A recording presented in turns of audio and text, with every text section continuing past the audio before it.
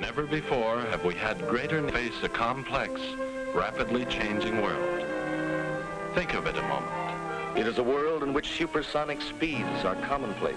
It is a world that has seen the coming of the atomic bomb. It has seen the rise of the total state, the dictator, and the mass man. It is a world of new sensations, new excitements, new distractions. So much to be learned by so many in so little time. And I suppose you're here with no agenda, as per usual? On the contrary, I'm here for comics.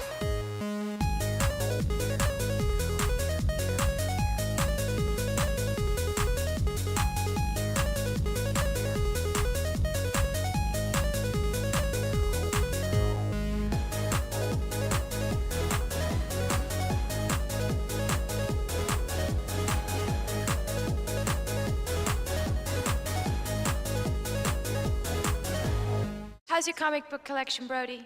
Oh, it's going good, but I've been...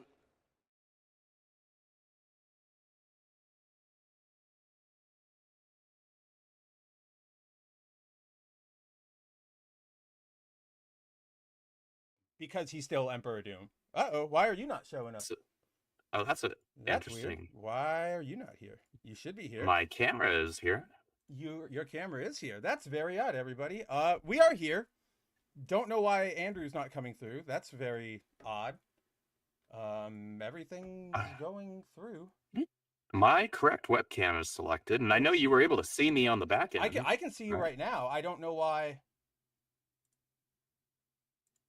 I don't know why you're not popping up. It wouldn't be foil variant if there wasn't something. It was. We were fine for a little bit. Yeah. Oh, yeah, I don't know why you're not showing up. Give me a second, everybody. I'm gonna jump us back to the waiting screen. We're not gonna do the intro again, but we gotta figure this out because I have no idea what's happening.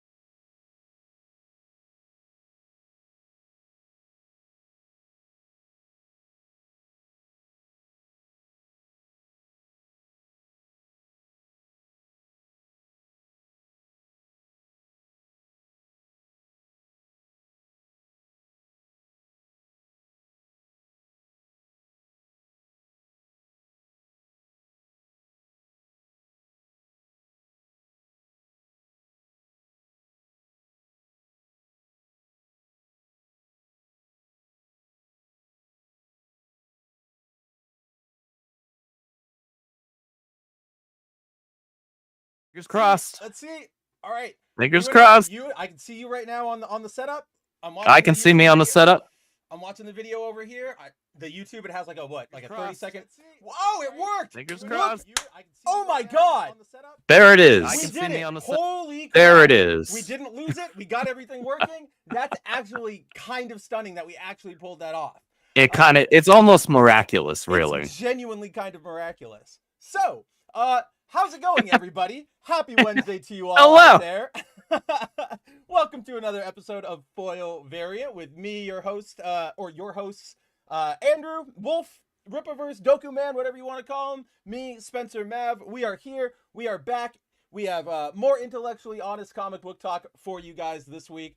I know this is a bit of a weird jumbled intro, that it's not how we usually do it, but then again, what's unusual about this opening situation? I was going to say, we're anything if inconsistent.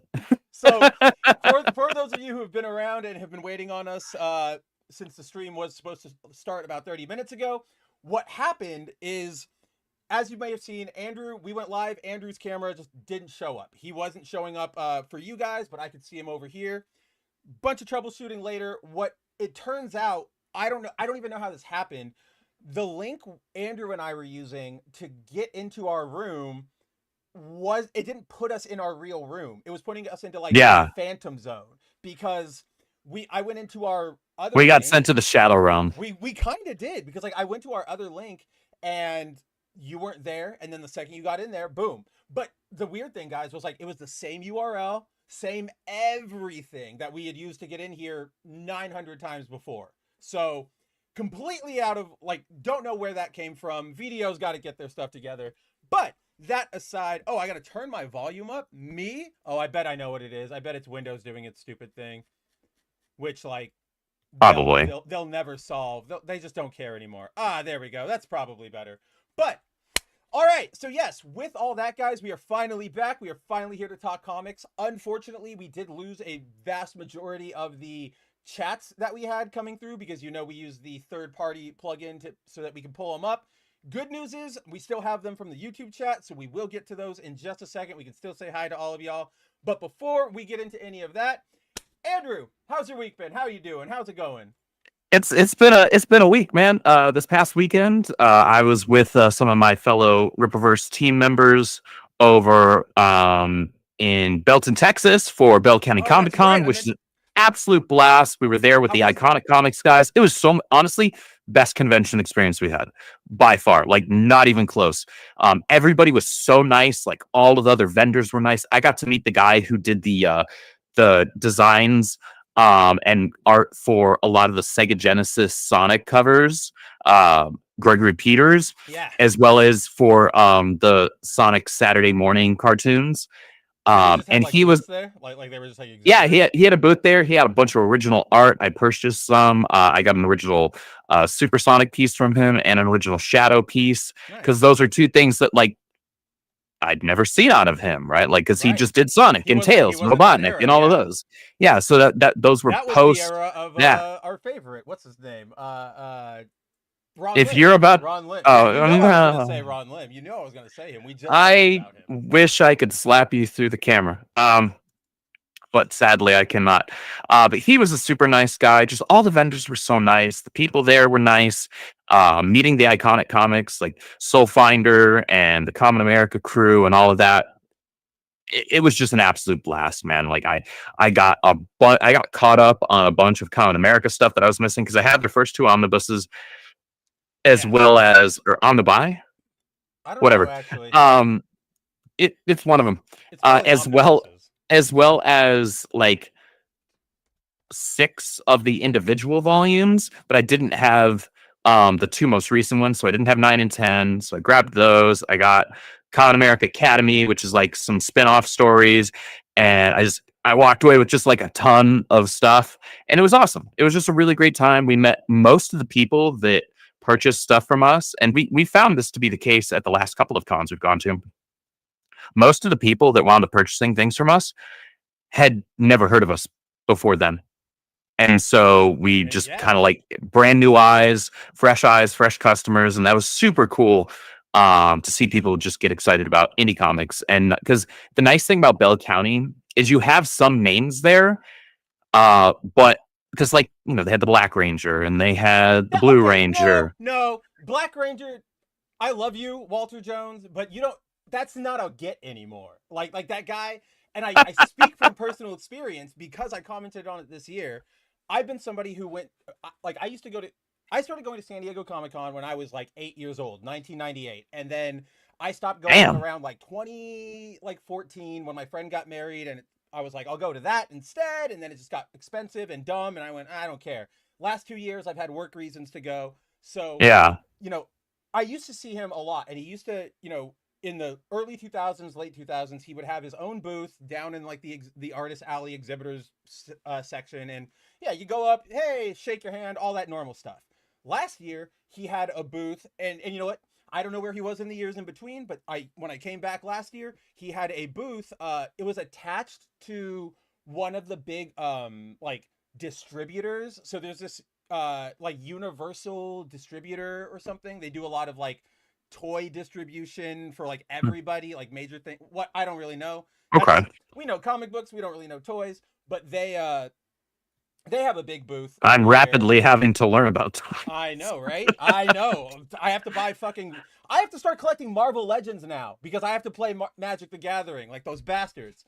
But they got you. They really did. Like, and I wasn't even mad about it. I just went, yep.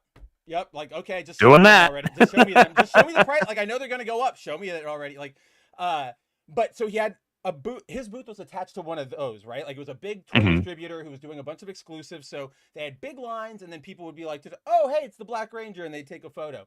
This year, he was like tucked into an indie retailer's booth, like behind, like it was very out of the way, right? That's wild. I was like, Walter, it's okay. Like, we know you're the Black Ranger. You don't have to come every year to every convention. Right. That's fair enough. Yeah, like he was there. Vic Mignogna was there.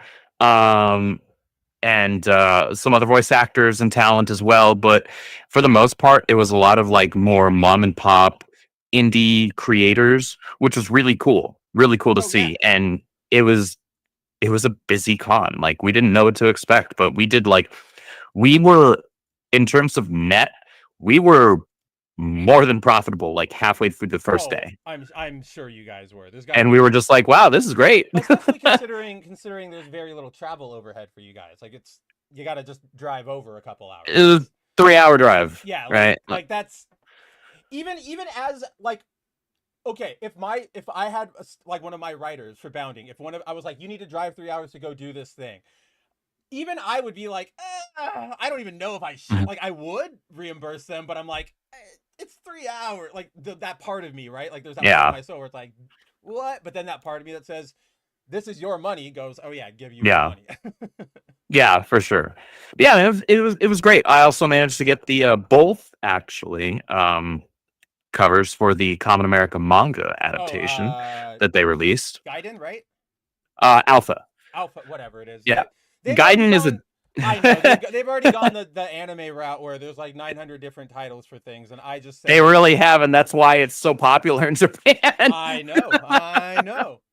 But I'm super stoked to dive into this because obviously the characters and the story pair perfectly with a more traditional manga aesthetic, and yeah, man, it's been a good week. It's a busy week. I've been tired as hell this week because I drove up Friday morning, got there around noon, had lunch with Caro and Brandon and Caro's husband, and then we went straight to the convention center, set up, then we went back to our hotel, and I don't know what everybody else did for food. I just walked over to the Chili's that was in basically the same lot, grabbed food and a couple of beers there.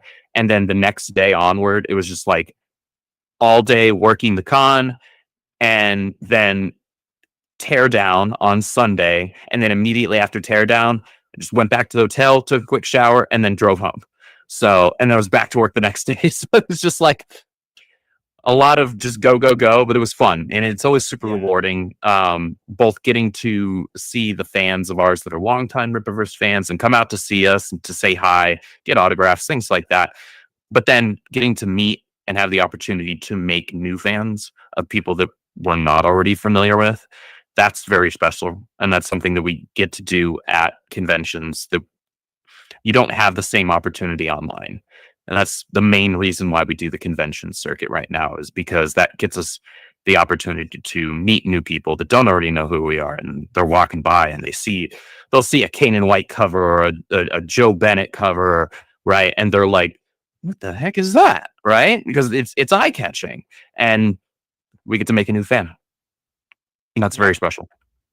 No, it is. And I'm glad you had fun. I get I hear you on the tiredness. It sucks because I can't sympathize with you on the tiredness at all, because 3-hour drives to me, I do that I'll do that any day to just go hang out with somebody. And then the life of flying into somewhere, going straight to a convention center, setting up, going to the hotel, sleep, work, sleep, work, tear down, go home. That was my life for 7 years before I started writing for Bounding. So I'm like, oh, right. That's pretty. Well, you're used to it. Yeah. You're like, yeah, I already do this. I've been doing this. You're like, yeah. I'm so tired. And I'm like, that's an easy week for me, or would have been an easy week for me. So I'm like, all right, yeah, I get it. I know it's different for you, but I'm like, that's the only place I can't give any sympathy.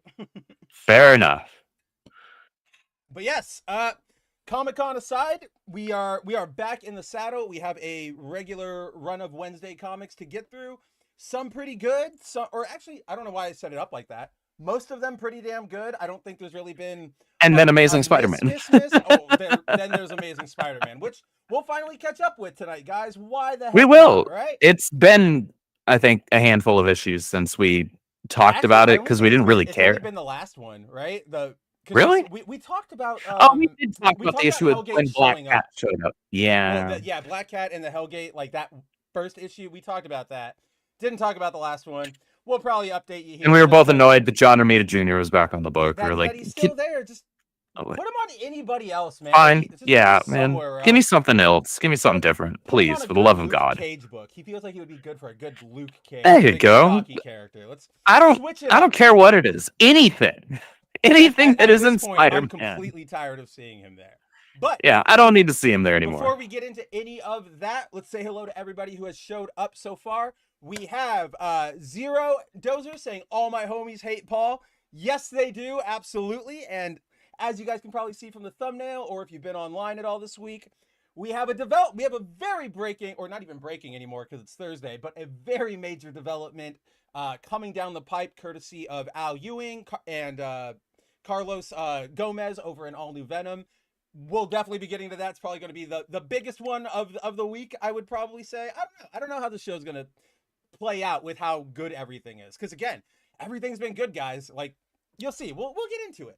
We have Cologne Geek says it's a start. I think he's referring to MJ breaking up with Paul, but it's not really fixing the underlying issue. Also, MJ being Venom isn't helping things.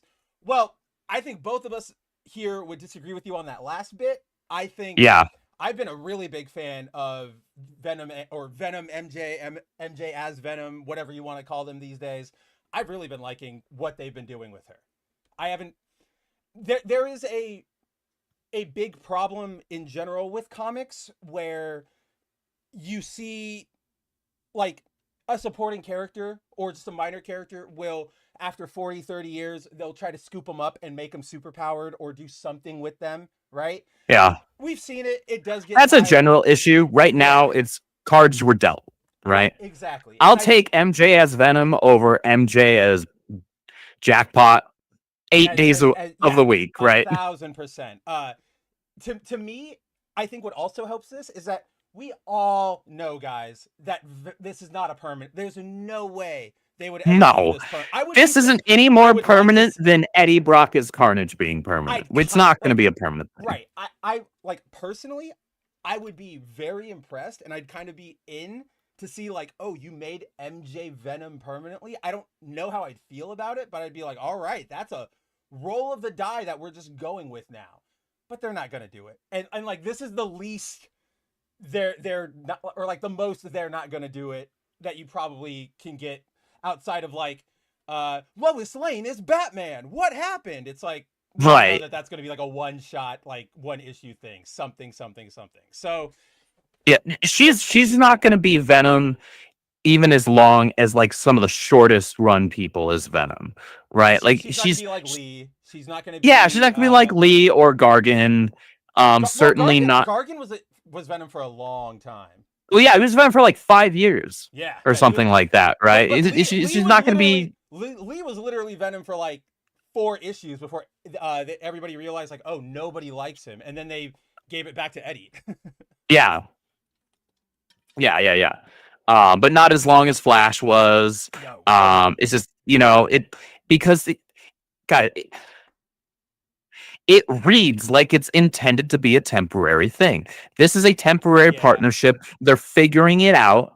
Marvel is probably trying to figure it out as well, right? But it comes through well enough in the writing to where it's organic, and it's like, hey, like this is kind of the partnership we're strapped with right now. It's kind of an odd couple thing, so let's just roll with it as long as it works, and then we need to have a plan as to what we're going to do after that, right? Because I personally, ultimately, I'm sure Venom's going to go back to Eddie at some point, but I would like to see him go back to Dylan. Pardon me. So, actually, there's a pretty interesting bit.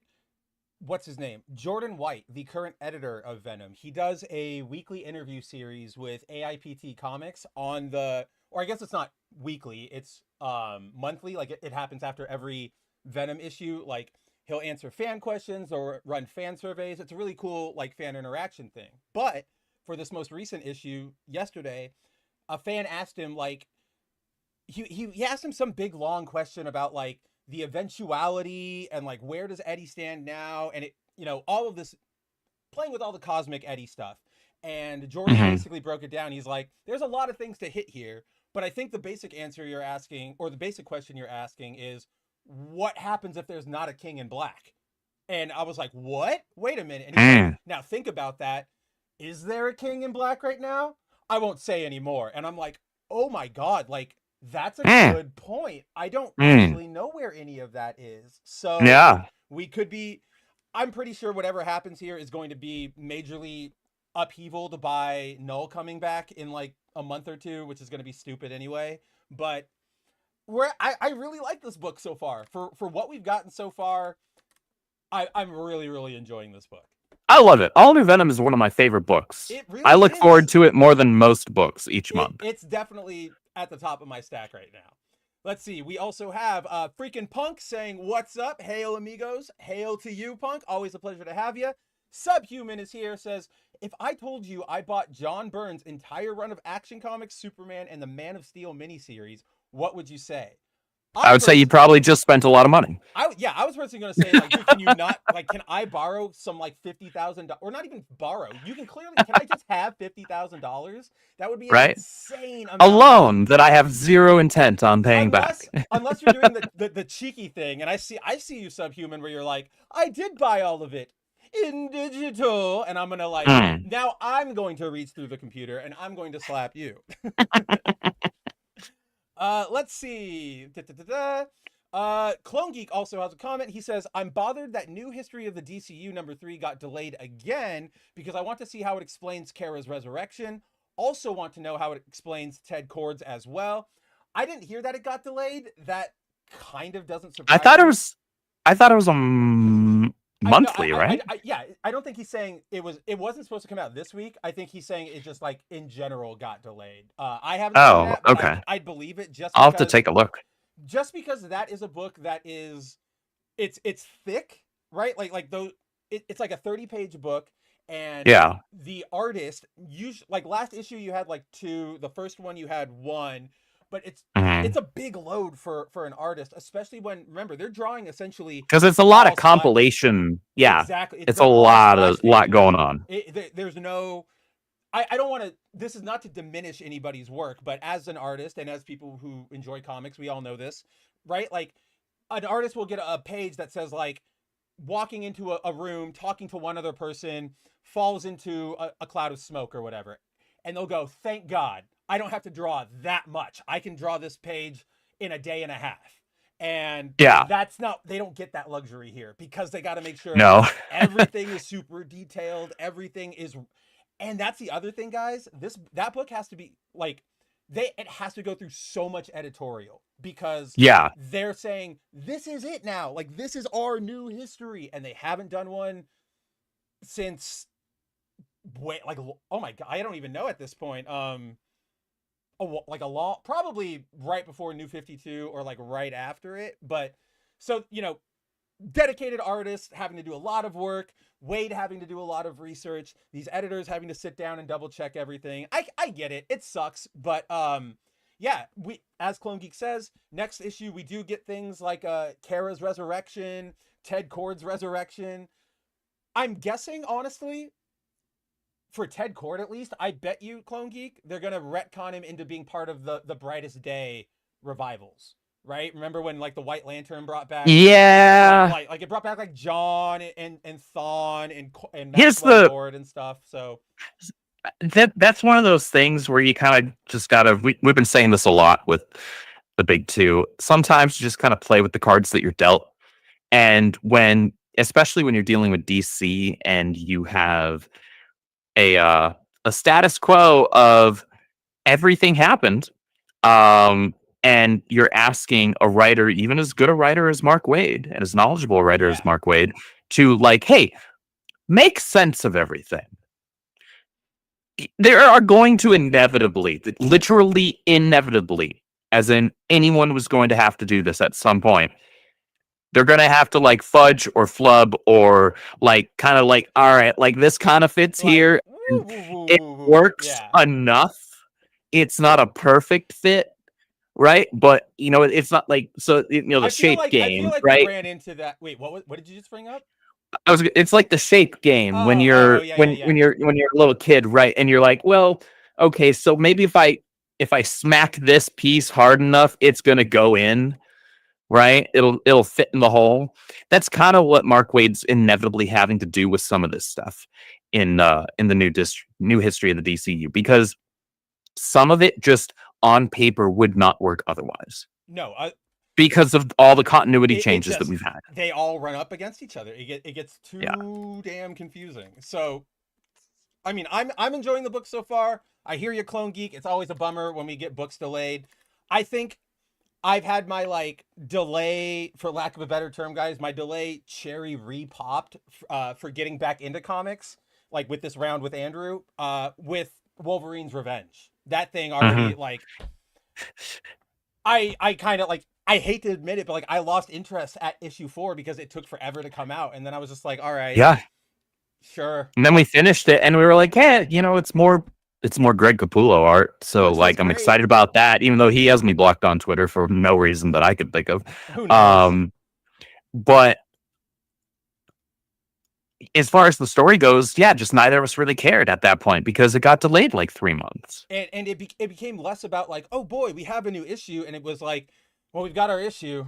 How long until the next one, right? Like that became a joke. So that like killed even more of our interest. But I think at least with this one, they'll probably not delay it by like 700 months like they did with Wolverine's Revenge. Also, fun fact I've been meaning to bring up to you. I don't know why I haven't. I don't know. We've just talked about a lot of things every day. But crazy. Marvel. So remember the old like guidebooks to the like handbooks to the Marvel Universe? Like they used to publish in like the 80s, right? That was just like profiles on everybody to keep it lined up. So it was one of those that actually, I think it was one of those. Correct me if I'm wrong, but I think it was one of those that stated the actual weight of Mjolnir. Yeah, well. That's exactly what it was. Yeah, it was something that like people wouldn't actually expect. It's like, no, they're taking it literally.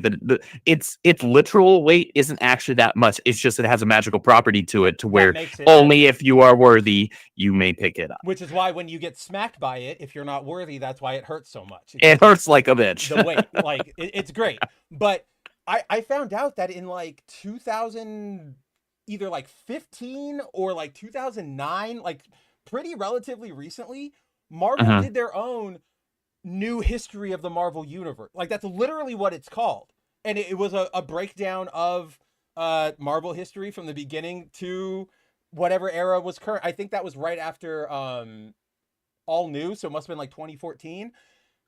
Makes sense. How did they make sense of that with the sliding timescale? I haven't read it yet because I didn't know it existed. Guess who fucking wrote it? Who? It was Wade. Oh, what? So Really? like Marvel was like, Wade, can you do our history? Then DC went, Wade, can you do our history? And I'm just like, you guys, this is ridiculous. What? That's hilarious. But that is genuinely hilarious. I thought that was pretty funny.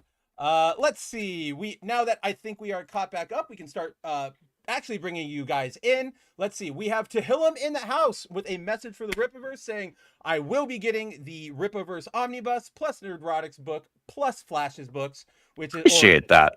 Doesn't Flash only have one? The Golden Patriot, right? Yeah, it's just Mighty Golden Patriot, which will be, I think we're just waiting on the CGCs to come back, and then we'll start fulfillment on that. So guys, those of you that are signed up for our newsletter, make sure that you have it. Whatever email service you use, make sure it's set to not go in your spam or whatever. Like, have it go to your primary inbox. Some email services have like 18 different email inbox options now, where it's like, and it's annoying. Yeah, and it's like, where's my stuff? And so yeah, make sure you keep an eye out for that. That will be shipping soon. We're just waiting on the CGCs. Oh, we have like 3 or 4 books right now in like CGC verification process right now, and so like there's going to be a week because we shifted up and switched around our printing process, and that delayed a couple of things a little bit, and then a lot of stuff got shipped to CGC at once, and it's going to be a matter of like at some point, probably this month, people are going to like have 3 or 4, hey, this is fulfillment starts tomorrow, happen in like a row. Yeah. Well, that's the joy of pre-ordering, right? It's future presence. So when you're broke, you're like, oh, I can't afford anything. And you get that message that's like, hey, by the way, the thing that made you broke is on the way. It's great, guys. Yeah. It's not horrible economic times at all. There's no reason to panic out there. Not at all. Let's see. I saw, where was it? Tehillim says, good riddance to Jay Nakamura. Him and Dreamer are the best villain couple in comics. For those of you who don't know, Jay Nakamura. I think they're useless characters. That is John's, well, I guess now ex-boyfriend. John Kent, super, what the hell even is he right now? What even is he now? He's not Superboy and he's not Superman. He's not Superboy. Yeah, I know right now, because Tehillim's referencing the book Secret Six, which I saw a screenshot from the most recent issue where it was like them like breaking up or something like that. Oh, really? Or whatever. See, I was kind of interested. And it's only because it came across my feed. Right. No, of course. Like, I'll admit, I was interested in the Secret Six series because if you guys don't remember, there was a Secret Six series written back in like 2006 that was sort of a, I would actually say, if you've read it, you'll know that what I mean here. That series is actually closer to what they're doing with the Suicide Squad now than what like the Suicide Squad actually is, right? Remember, like, Task Force X, we're all criminals that need to, band together to get time off of our services. No real, like, family or anything like that. We're not a team. We're literally a unit. Yeah. And then Secret Six was like, we're all villains, but we just kind of want to live our lives and put our heads down. They really came to prominence in that era with Villains United and Infinite Crisis, when they were all banding together to, like, kill all the heroes. And so the Secret Six were like, Vandal Savage's daughter and Catman and not Ragman, but there's some villain, I forget what he is, Harlequin or something. He has no bones essentially, so he can like crack himself around. He's creepy. But they were like, oh, we don't want to be a part of that, so they were kind of like fighting both sides to stay out of it. It was written by Gail Simone and it was real good. And so I was like, oh cool, we're going back to that idea. And they said Vandal Savage is the leader of the team, and I went, all right. And then they went and they made it the dumping ground for John Kent and Dreamer and all of the CW-ness. And I just went... Yeah, all the characters nobody wanted to begin with, or nobody cared about anymore because of what had been done with them. And it was like... Go ahead. I was just going to say, it's like, here's a team of people you don't care about. And it's like, even if the writing or like the general story, because two things can be true. An overall idea and premise can be quite interesting and even executed well. But if it involves a bunch of characters you don't actually care about, it's going to be mileage may vary as to whether or not you end up enjoying the book on net.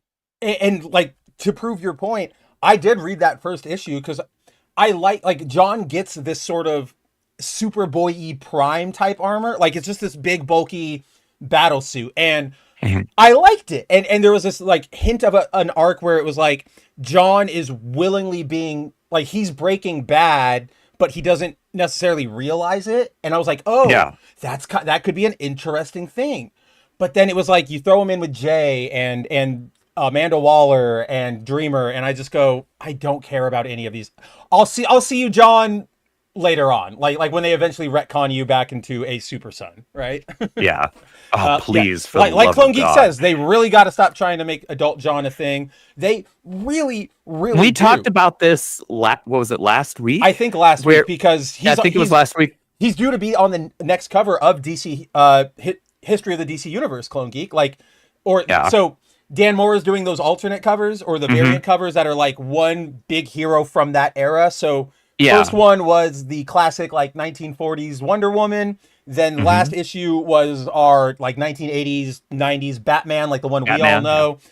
Next one is John, and then like Kid John, like Super Son John with the cape and the like jeans. Cape and the zip up jacket. Yeah. And then they haven't shown the next one yet, but John is like being put front and center there.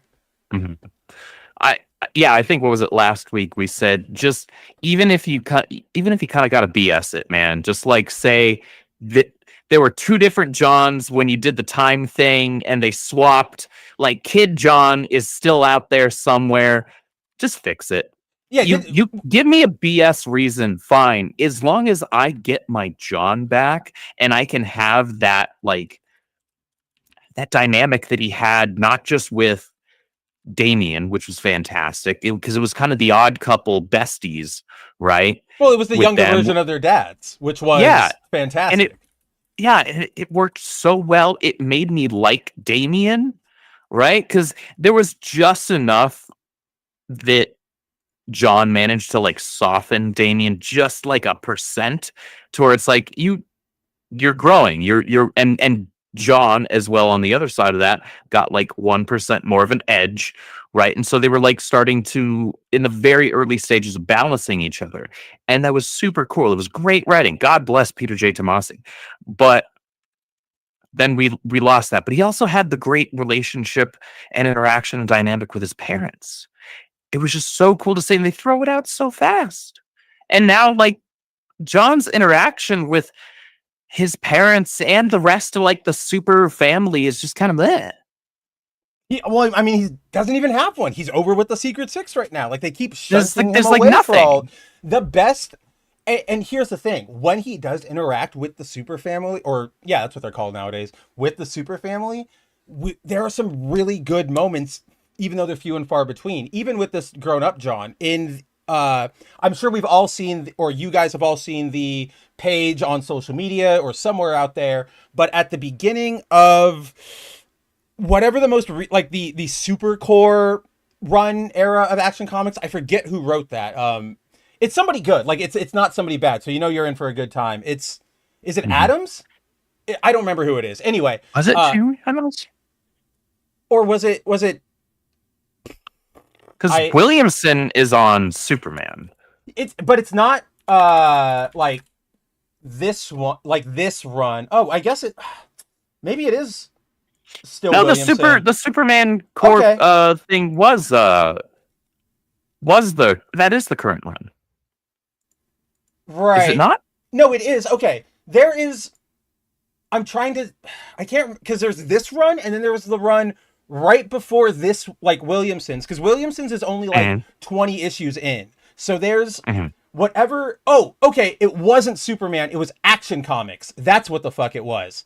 It was the Action Comics super core storyline. That played out where a couple years ago. Everybody got the freaking jacket look, and that really annoyed the crap out of me. I was like, what are you doing putting my Kara in a jacket? Let's see. It was, I have it right here. It was written by I hate how Amazon doesn't give you that info like very easily. You have to actually like. Oh, it was Amazon's.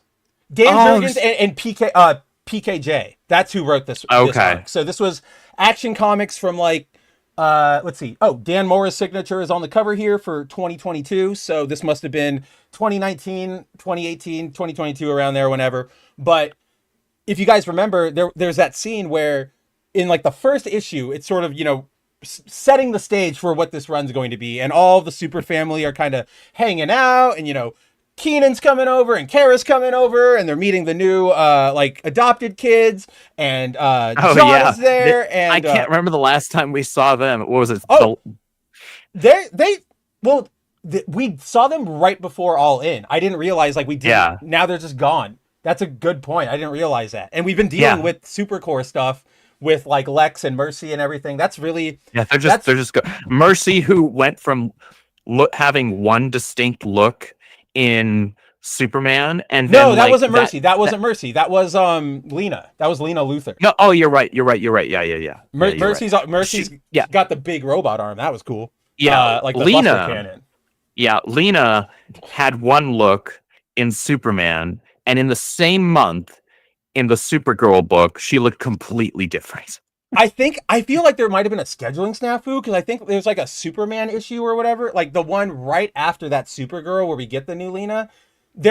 I'm not saying it's good, but there's like a throwaway line where Superman's like, you don't have to follow in like your father's footsteps, and he's like flying away. And Lena's like, yeah, I could go like somewhere else. And she sees like a picture or like a magazine showing what is it, Midvale, right? Like Midvale. Home? Yeah. So she sees that, and then it's like, oh, that explains how she got there.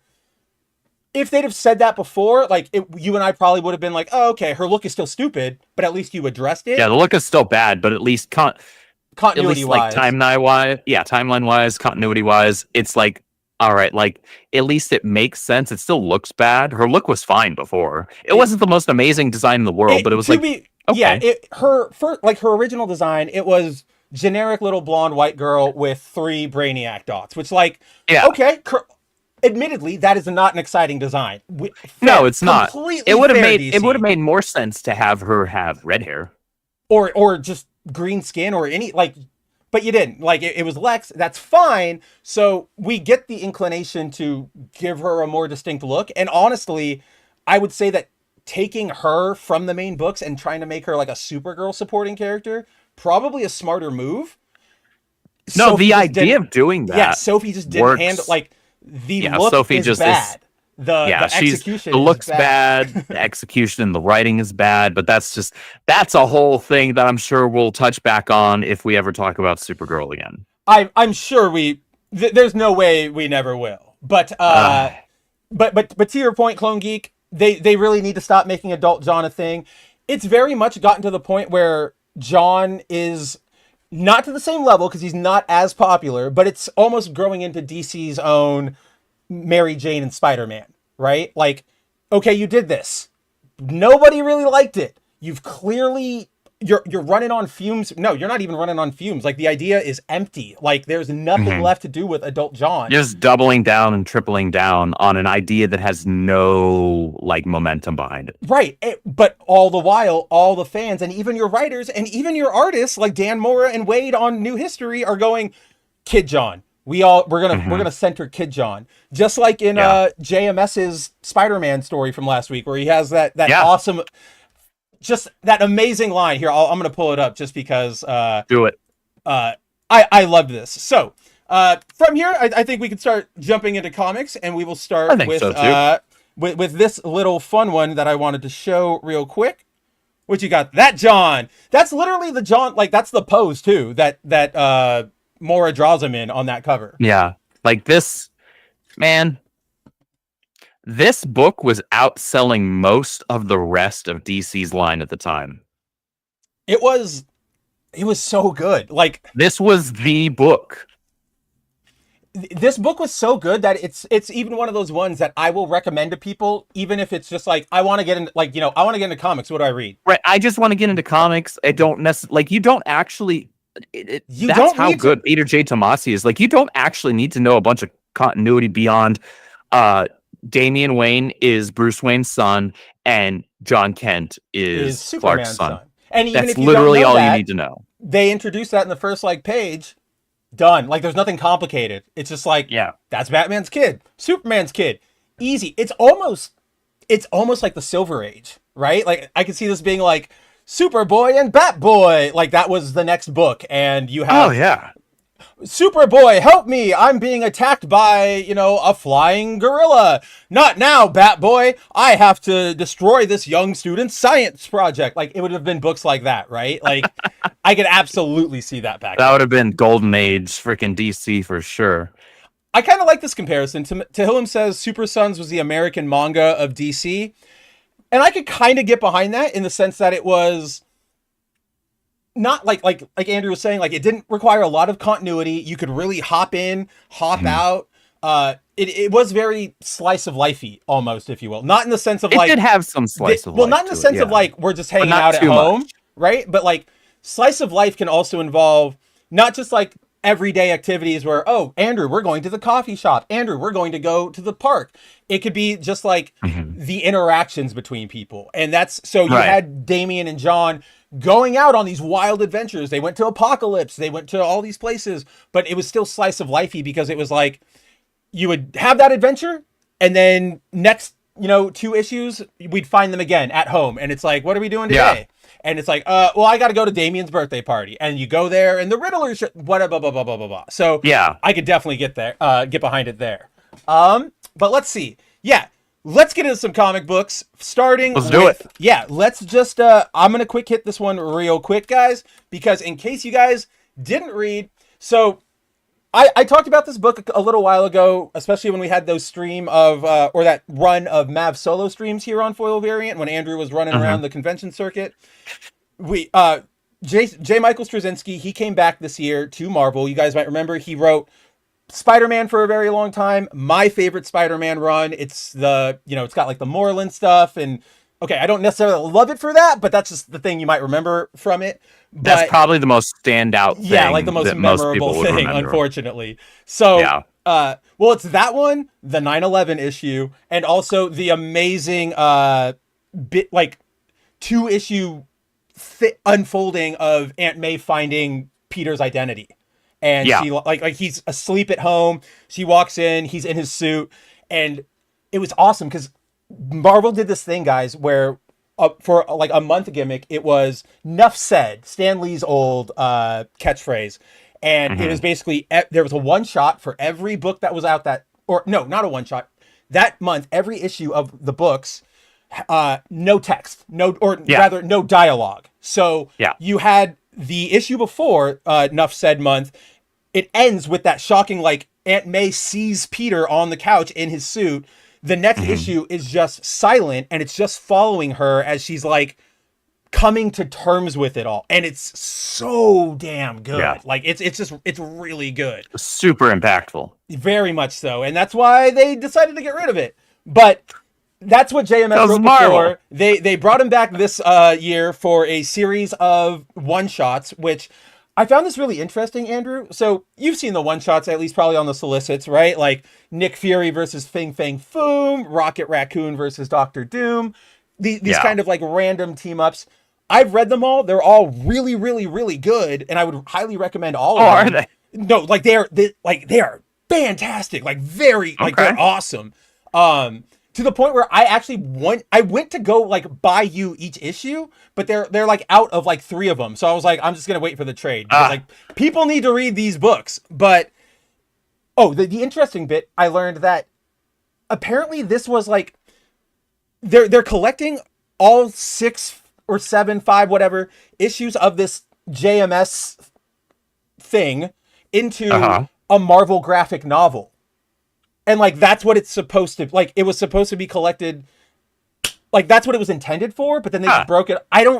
It seemed really weird. JMS. There was an interview where he was saying, they reached out to me and said, "Do you want to write anything at Marvel?" And I said, "I've got this idea for a sort of anthology series." And they said, "Great, we'll release it as a graphic novel." And then somewhere down the line, they said, "Well, we have enough here to do individual issues, so let's split it up. Extra money, right?"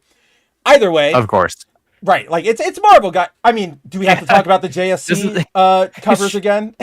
No, we don't. We really don't. But oh gosh, in this, oh my god, sorry about this brain fart right here. I just realized that we talked all that Superman stuff, and I didn't even tell you guys what I was trying to bring up, which was, if you guys remember in that first issue of that Supercore run, there's that amazing moment where all the family is getting together and meeting, and the little kids, the adopted Kryptonians are going, we're bored, we want to play a game. And John says, okay, I'm going to go to the closet and look for a board game. And he goes to the closet and he opens it up and he goes, Mom, I thought we kept the board games in here. And then he looks up and he goes, Mom, why do you still have Dad's Warworld suit, which is literally just like a steel S plate and like cuffs and a loincloth. And it's got chains. Yeah. And then Lois like jumps in. She's like, hey, what do we tell you about like going through other people's stuff? And John's like, Ma, like that's a good moment. But then they take him away and you never see John interact with them again.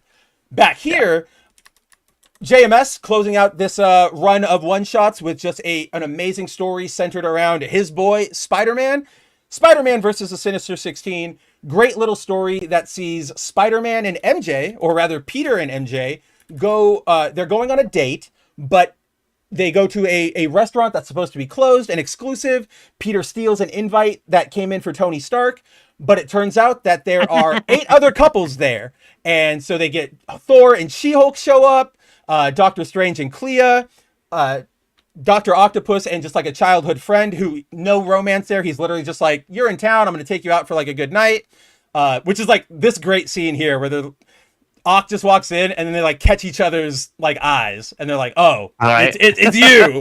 And then Pete's like, outside now. And then, you know, like, what are you doing here? Having dinner. I have to eat too, you know, you don't own dinner. Like, that's what JMS is great at. But then you get that's fun. Loki with just some like a group of women. You have Magneto alone, the leader alone, Black Bolt and Medusa, Absorbing Man and Titania, Bullseye and Lady Deathstrike, which is interesting and clearly played for laughs.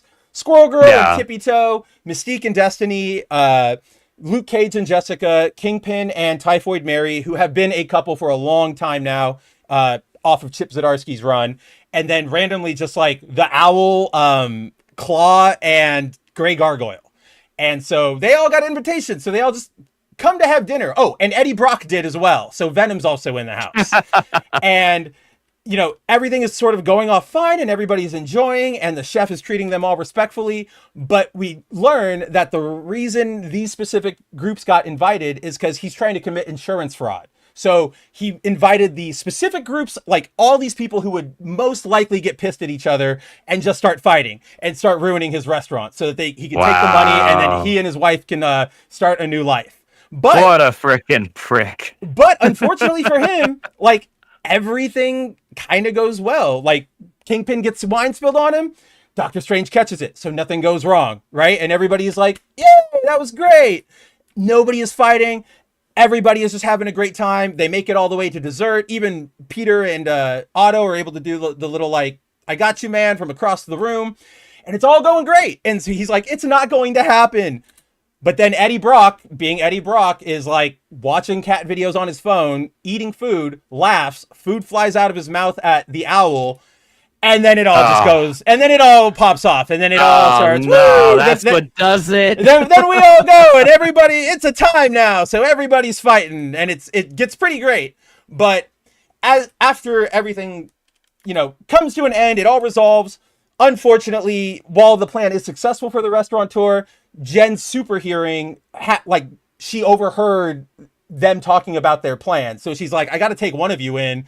And so nobody gets the insurance fraud money. But at the end of the night, we get this, end of the issue, we get this amazing bit where Peter and MJ are eating a hot dog as the sun rises. And, you know, Peter's reflecting. He goes like, I love this town. Where else would a dinner like this ever have happened? Like, I love this town. And MJ goes, me too. And I love you. And he says, I love you too, MJ. Nice when that happens at both ends at the same time, isn't it? Very.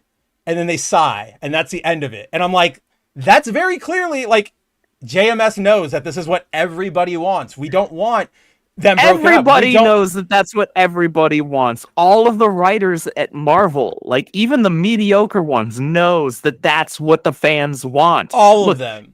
Freaking Al Ewing has been screaming it in our faces. What? Oh, he's been screaming it in our faces. I don't know if you guys, what am I trying to say here? One of the things I've loved about Al Ewing screaming it in our faces is that he's also been very vocal about it on his own, right? Like, not in the sense that he's going out every day and like, I hate Paul and MJ. Like, he's not doing that. But whenever he does interviews, everybody asks him about Paul and that, and you can tell he's just like, he's there. I know. Whereas Carlos Gomez just flat out rips Paul a new one on his social media. Well, but like that's the difference, though. You've got that Mexican like fire in Carlos, and then you've got that reserved Britishness in Al Ewing, who's just going like, "Oh, I know we don't really like him around here," but then Carlos is like, "Yeah, fuck that guy! Like I hate him." That's exactly what he does. But yeah, see, guys, everybody knows whether it's John Kent being a kid or it's Spider-Man and MJ being together. We have lots of these cases where everybody but editorial knows what to deliver on. It's literally editorial is just trying to cram a pineapple, up our butthole. Up our butts, yeah. I mean, when they made the Super Sons movie, they went for the kid one at the time when they were actively trying to promote the adult one. And it was a solid movie. It was actually not bad. It was actually... My only reservation with it is the CG-ness, but that's not like it's good CG. I just don't like that look in general. Yeah, the animation style wasn't my bag, but the story itself was solid. Yeah, it was like this was a solid great. One-off Super Son story. It was great. So, long story short, guys, the comic writers know that there are tides that you cannot stem, and sometimes it breaks down in fun little one-shots like this with JMS winking at the readers. Sometimes it breaks down like this, where Al Ewing and Gomez just finally give us everything we have been hoping for. Or at least part of everything we've been hoping for. Everything we've been hoping for. So, and that's actually something we'll have in the right direction. Well, that's something I want to address when we get to the end of this. But as we have been building up for this episode, as you saw in the thumbnail, All-New Venom number 9, we are diving right back into the continued adventures of MJ and Flash Thompson and Paul and oh my God, what is his name? Dylan. That I don't know why I blanked on his name, but if you guys remember last issue, we had a sort of they're trying to break out Sleeper and Toxin and Bren and keep all the kids safe, but it's getting out of hand. Everybody wants the symbiotes. They essentially last issue trick Venom into coming to their facility. And Doc Ock is there, and he's like, surprise, I'm the one working with Scar to take down symbiotes, and now we fight, essentially. Yeah. So that's... The die is cast! The die is cast, exactly. So that's essentially what breaks down in the beginning here. We open with Otto having the upper hand over MJ. However, MJ fights through in a really cool moment. I mean, this is one of those things I love where she gets really monstery because the symbiote's not stable because it's being shocked and zapped. So we get this like really creepy, like all covered goo lady. And it's like, it's cool. It's sexy. It's scary. It's a lot of things. And I'm just like, I'm about it. I am about it. Yeah, we're seeing for just a moment that it's not just normal hulking Venom. It's, there's a female under there. They don't address it here. And that's the closest hint to the identity that we have had in this entire run so far, outside of the 2 scenes that we've seen MJ actually reveal herself to specific people. This is the most she's given away of herself to not the readers, right? Like, correct. So, and that's what I was going to mention is when I read this page, they don't mention it in this issue, but I'm like, well, there you go. Shit, Scar now knows. Now they know to look for a woman. Like, there's no way you see that shape and walk away thinking like, oh, it's Eddie Brock or it's Peter Parker or like very clearly a woman, like a very shapely woman at that. So definitely not a dude. Yeah. So I'm like, oh man, like that's a wrench. That's a wrench we'll have to deal with later. But the fight keeps unfolding. We get Rick Jones goes back into the Sleeper symbiote, joins the fight.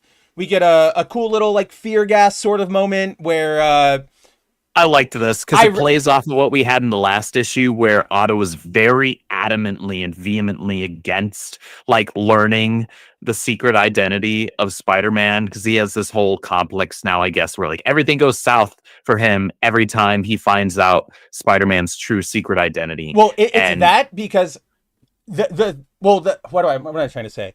He has that complex, but what triggers it is that he can't help himself. Every time he learns who's under there, he doesn't focus on any, like he becomes obsessed. He's like, I will only get Peter Parker. And that leads him to, marrying Aunt May and then getting his heart broken, or becoming superior and fucking things over. So he's like, I cannot learn. Even though he was coolest as superior. I'm still mad.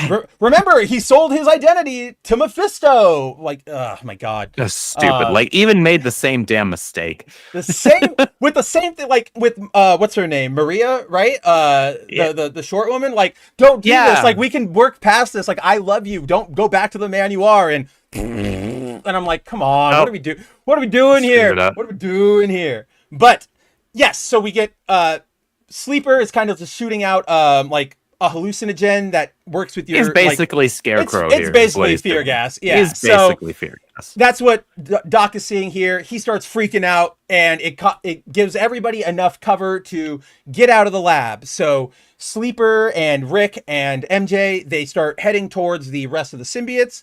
They get there only to discover that because Toxin hasn't been bonded to anybody in like a year, he's actually actively dying. Like, even though we know, and they've shown in the series, there are artificial substitutes for the things symbiotes need, like, and they're feeding them like calories and stuff, but it's not the same. They need to be bonded to a host. Right. So they realize, like, I don't know how we're going to get him out of there. So we get this. This was a cool moment. I thought this was a really cool moment. Yeah. So they're going. And it's also a great snapshot of who Flash is. The man that Flash Thompson has become. Right. He's come, and it's not like we haven't had heroic moments out of him in the last, decade and a half. But this is more recognition of that fact.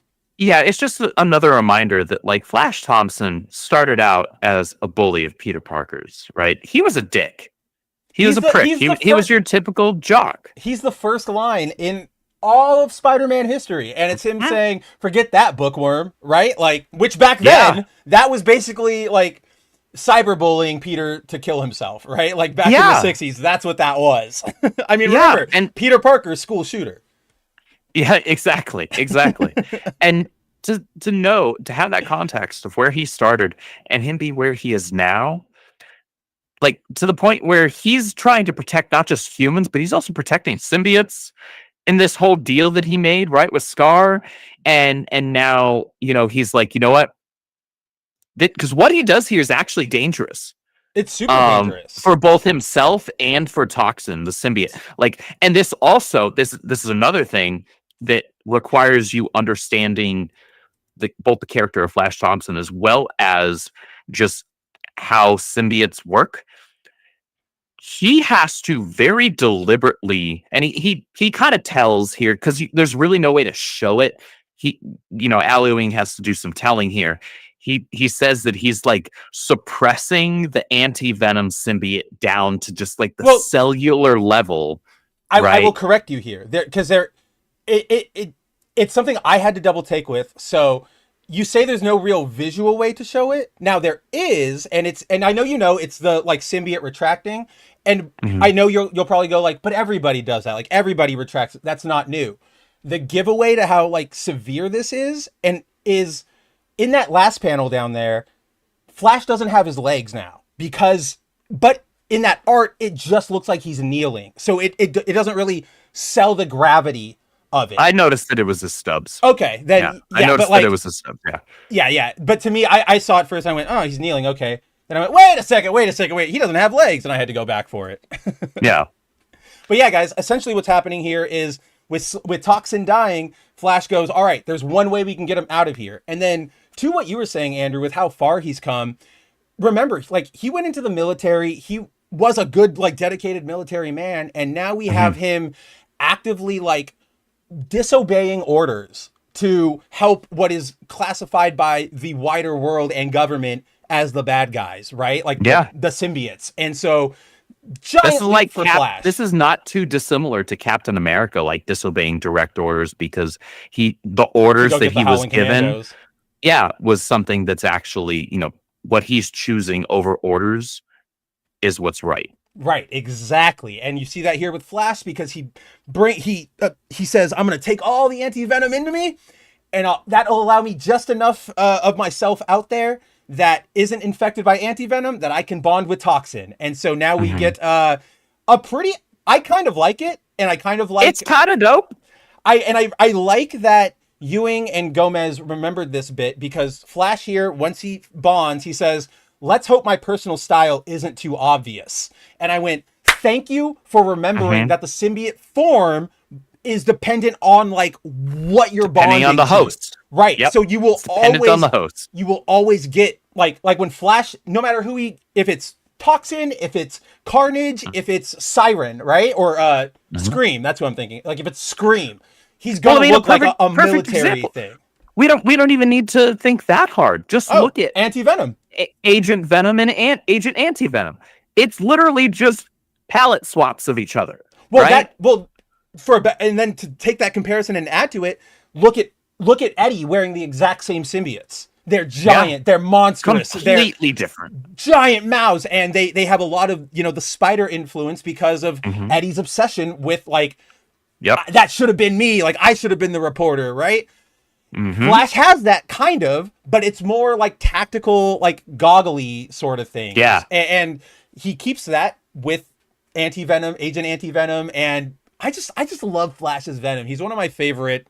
The whole Agent Venom run was great Marvel Comics. It was so good. Like even the female sidekick they introduced, like Andy Mania, loved her.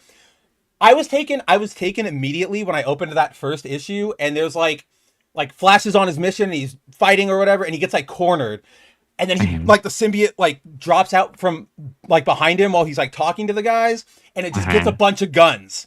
And then he's got like 9 guns, and he's and I went, oh my god, like this is freaking comics. Like exactly, that's exactly. I went, this is comics. Absolute comics. Absolute comics. Damn it, I gotta add that as a graphic at some point. We need it. We need it. I've been using that on my own. And you have to use the Jeff one. You have to use the Jeff one that I sent you. Oh, that's right. I gotta update the Jeff one from this one. Where it's Jeff holding up the flippers, the fins. Yep, the fins. Absolute comics. But yeah, so we get this really awesome form, and with that they go, all right, it's time to get the hell out of here. So they try to make a break from the facility. They run into Doc Ock again, and we get some pretty good action. Not pretty good. We get really good action. I really like the action. Carlos Gomez. Yeah. Carlos Gomez really knows how to do a layout when it comes to action scenes. I mean, he's just great overall, but like his action scenes feel super dynamic. And I'll give him this big thing is, I don't know how much, if any, like he is influenced by manga and anime. I'm sure to some extent, because who isn't these days? But the way Carlos draws his action scenes is very Western action scene, like comic action scene. And I really appreciate that. Like, I don't know, it works better. There's not all the speed lines. There's still backgrounds. I don't know. I really liked it. Shout out to him. It feels like he's trying to elevate Western comics, not just like copy what Eastern comics are doing. There's a good point. Yeah, that's right? The best way to put it. It's like, because that's the easy thing, right? Well, manga's doing so well. My Hero Academia, One Piece. So let's just copy exactly that, right? So it's like, and you can do that, and that can still actually be effective. Absolutely. But you can see the intent here that maybe in some of the movements he might be drawing a little bit from that, but you can tell he's still trying to lean mostly into Western comic books here. And it's refreshing. And he does it so well. Yeah, and it's like you said, they could copy manga and anime and it would look great, but we would all as readers go like, okay, well, that's just anime. And you're kind of ceding ground there. You're going, all right, anime wins. Which, yeah, exactly. You're saying, well, manga and anime are better than us these days. Right. And you're going, okay. Well, I don't know, maybe get good. Right, exactly. And that's what you see from people like Gomez or Mora or Jimenez, where they'll look at that manga style. Or Iban! They'll look at that style and they'll go, okay, let's like, we talked about this a lot, probably. We talked about it once and we haven't revisited it because I think that discussion has honestly been like the last word on it. But when we talked about Ninja Turtles Naruto way back in like issue 2, and we did that comparison between here's what it looks like when somebody draws, like they know anime and what it means to be anime and why anime does its things, like why it has big eyes or flatter shading, as opposed to somebody who just goes, what's anime? Big eyes. Like the aesthetic sense between understanding it. And Gomez definitely understands it, like to a T. So from there, we just get more brawling, very, again, really good action, lots of good stuff. Gets the upper hand a couple of times because, I'm glad. He's supposed to be. Well, everybody in this book during this fight scene puts Spider-Man over because he has that line where he says, I fight Spider-Man. Yeah. I can handle all of you. I forget what he said. Read that. That was great. That was Al Ewing, like, kind of pointing to, like, look, man, Spidey's the best. All right? We know who he is. And I read that and I was like, my man. Ewing's the man. Like you know, Ewing loves Spidey. You can tell in his writing. He's not even writing Spider-Man right now. God, wouldn't that be amazing? That would be amazing. And we said that especially before. With what's happened in this recent issue. We'll get to it, but yeah. All-New Venom is a better Spider-Man book than the current main Spider-Man book. Dude, even with they found a way to bring back like the secret identity drama, right? Without some stupid Mephisto, Doctor Strange, like who's MJ?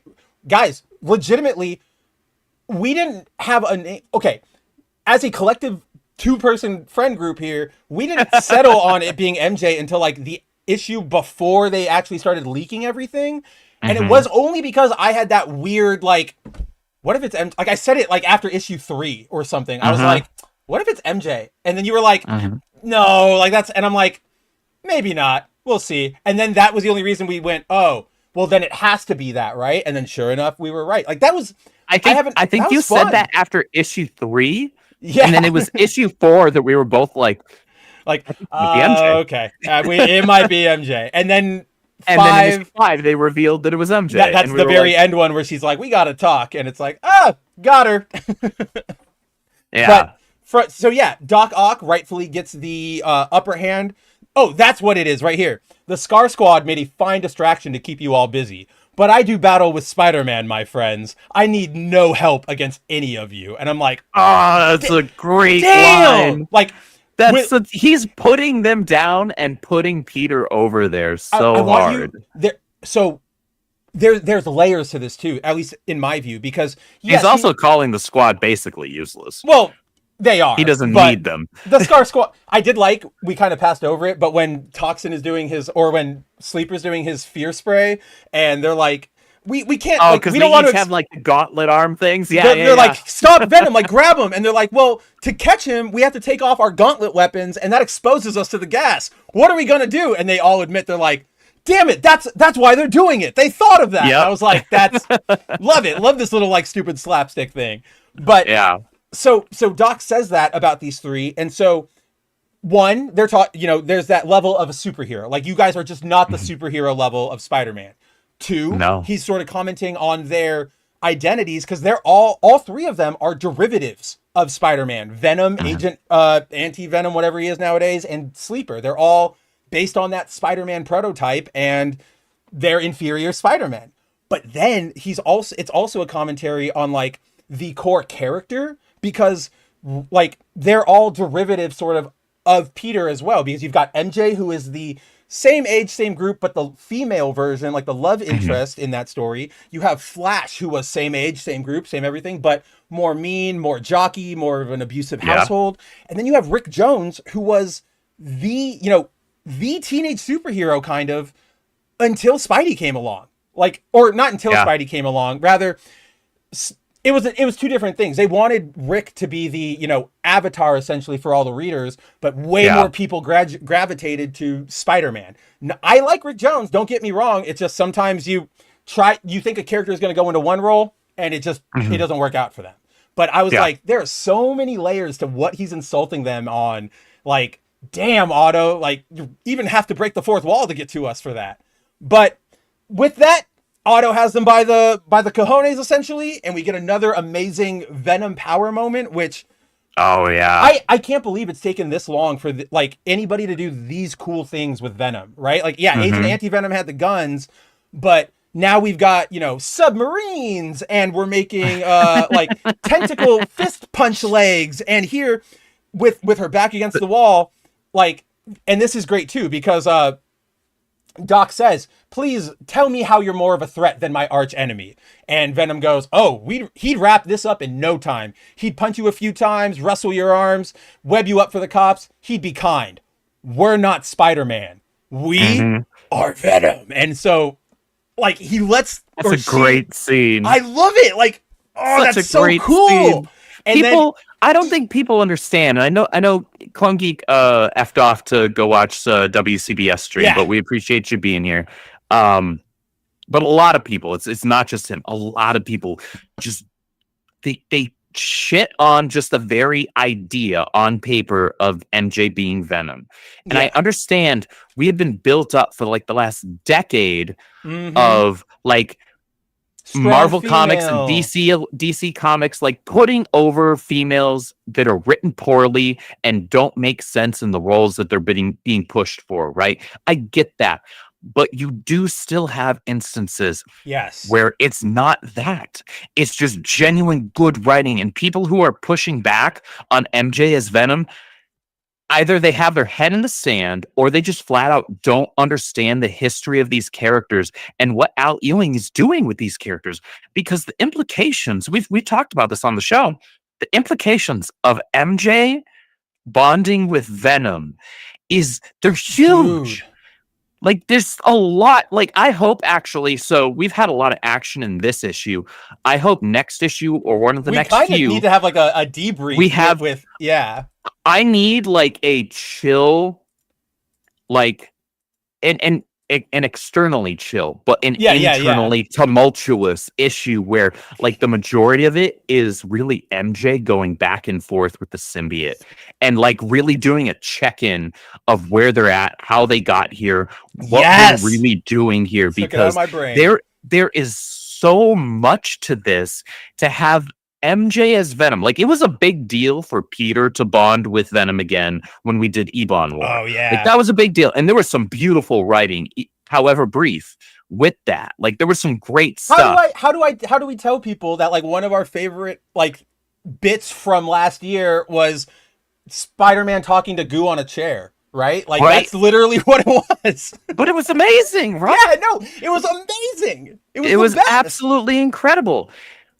Al Ewing is giving us that with MJ as Venom.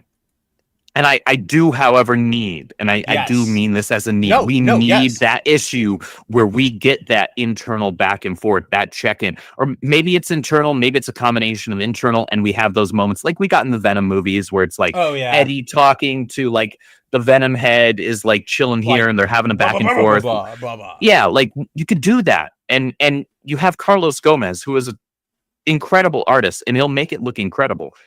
You could also do do that. You could also do the thing where if you were I've shown you the issue, I don't think you've read it, but it's sort of in that very, very last original Ultimate Spider-Man issue before the Miles run started, when they're having the funeral for Peter, and they're all talking about I would have seen Peter like this, and there's all these big splash pages of Peter on the Avenger or on the Ultimates, or Peter leading his own tech team. You can do something the scene itself is just 7 people sitting in a room crying, but using that art, you can make it dynamic, you can make it interesting. And I think that's how Gomez could go about it. You could have MJ, remember when we were like this, and then, flashback to that scene in Amazing 300 or whatever, or then you go, and I'm afraid of us becoming like this, and then you have MJ superimposed over a scene of them ripping Peter in half or something like that.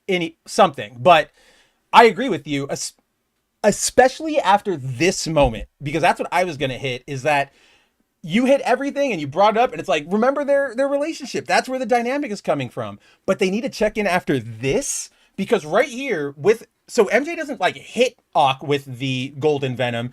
She starts drowning him, essentially, just like funneling it into his body, into his stomach, into his lungs, and says, you know, like, I'm going to burst you from the inside. And it's not until, God bless him, Flash goes like, hey, chill, that MJ goes like, you're right. We don't want to become that. Right. And she leaves him to, you know, fall, and he's alive, but you can see in the art, he's like coughing up blood. So this is exactly, if you guys remember, Andrew and I talk about it all the time. The reason MJ wanted Peter, like the reason Peter went back to the red suit or red and blue suit, is because MJ got attacked by Venom in their home. And after that, she went, I am so fucking terrified of what that thing is, what it can do to me. Like, I don't even know what it can do to me, but I'm afraid of what it can do to me. You know what I mean? And so she's like, she's been terrified. She's never liked Venom. And so now she's not only bonded with him, but now she's leaning into that like darker side of Venom, which is like, oh man, MJ, like, let's see. There is a monster here. There is something here. Like, oh, it's so great. But that is for this issue, where all the symbiote mania, if you will, comes to an end. Agent Venom, or Agent Toxin, I guess is what you would call him now. Agent Toxin, Venom, and Sleeper, they all mosey on out. They get back out into New York, and that is a wrap on the facility rescue, which brings us to MJ coming home. And so as she comes home, if you guys remember, in this moment, this all sort of stemmed from MJ and Flash having to stage a fight between Venom and Anti-Venom to trick Scar so that they could keep Dylan. And it all kind of went wrong, but Paul, you know, to his credit, stepped in at that last second to like save the day, or like stop the fighting and give MJ the cover to run away. And so they haven't talked since, they have not interacted since then. So MJ comes home, Paul is there, and you know, Paul starts going like, hey, can we talk for a second? He does this big, I love you confession, and I know I can be better, blah, blah, blah, blah, blah, blah, blah. And MJ's like, oh, that's not the conversation I thought we were going to have right now. Not at all. And I want to reiterate, that's still not the conversation that we're going to have. To what Andrew says, you know, Paul does take MJ aside and says, hey, he starts apologizing, like, I've been clingy, like, I've been like like, I've been awful, right? Like, I've been mad at you, basically self-centered, making everything about me, right? Like, to his credit, he's finally taking responsibility for all the bullshit we've all been complaining about, right? But as it, you know, MJ's not having it. We end with this final page where they actually break up. But as we've sort of talked about before, this is more of Paul, like, he knows therapy speak and what it is like supposed to mean, but he's using it so self-centeredly. Like, even here, he's trying to, you know, be better for MJ, but it took all of this and like, it's not great, right? Like, MJ, even just objectively, if these were two people I knew, MJ would be in the right here to break up with Paul. It's not a healthy relationship. So, it's so glorious that God himself has to shine sunbeams into the room and light the way. But to this point, and as Andrew and I were sort of mentioning before, probably not the end of Paul. He'll probably stick around. They'll find something interesting to do with him. Who knows? It happens. I don't know how it'll look, but people have done it before. However, I just had a really bad thought, Andrew, and it literally just popped in my head as we were breaking this down.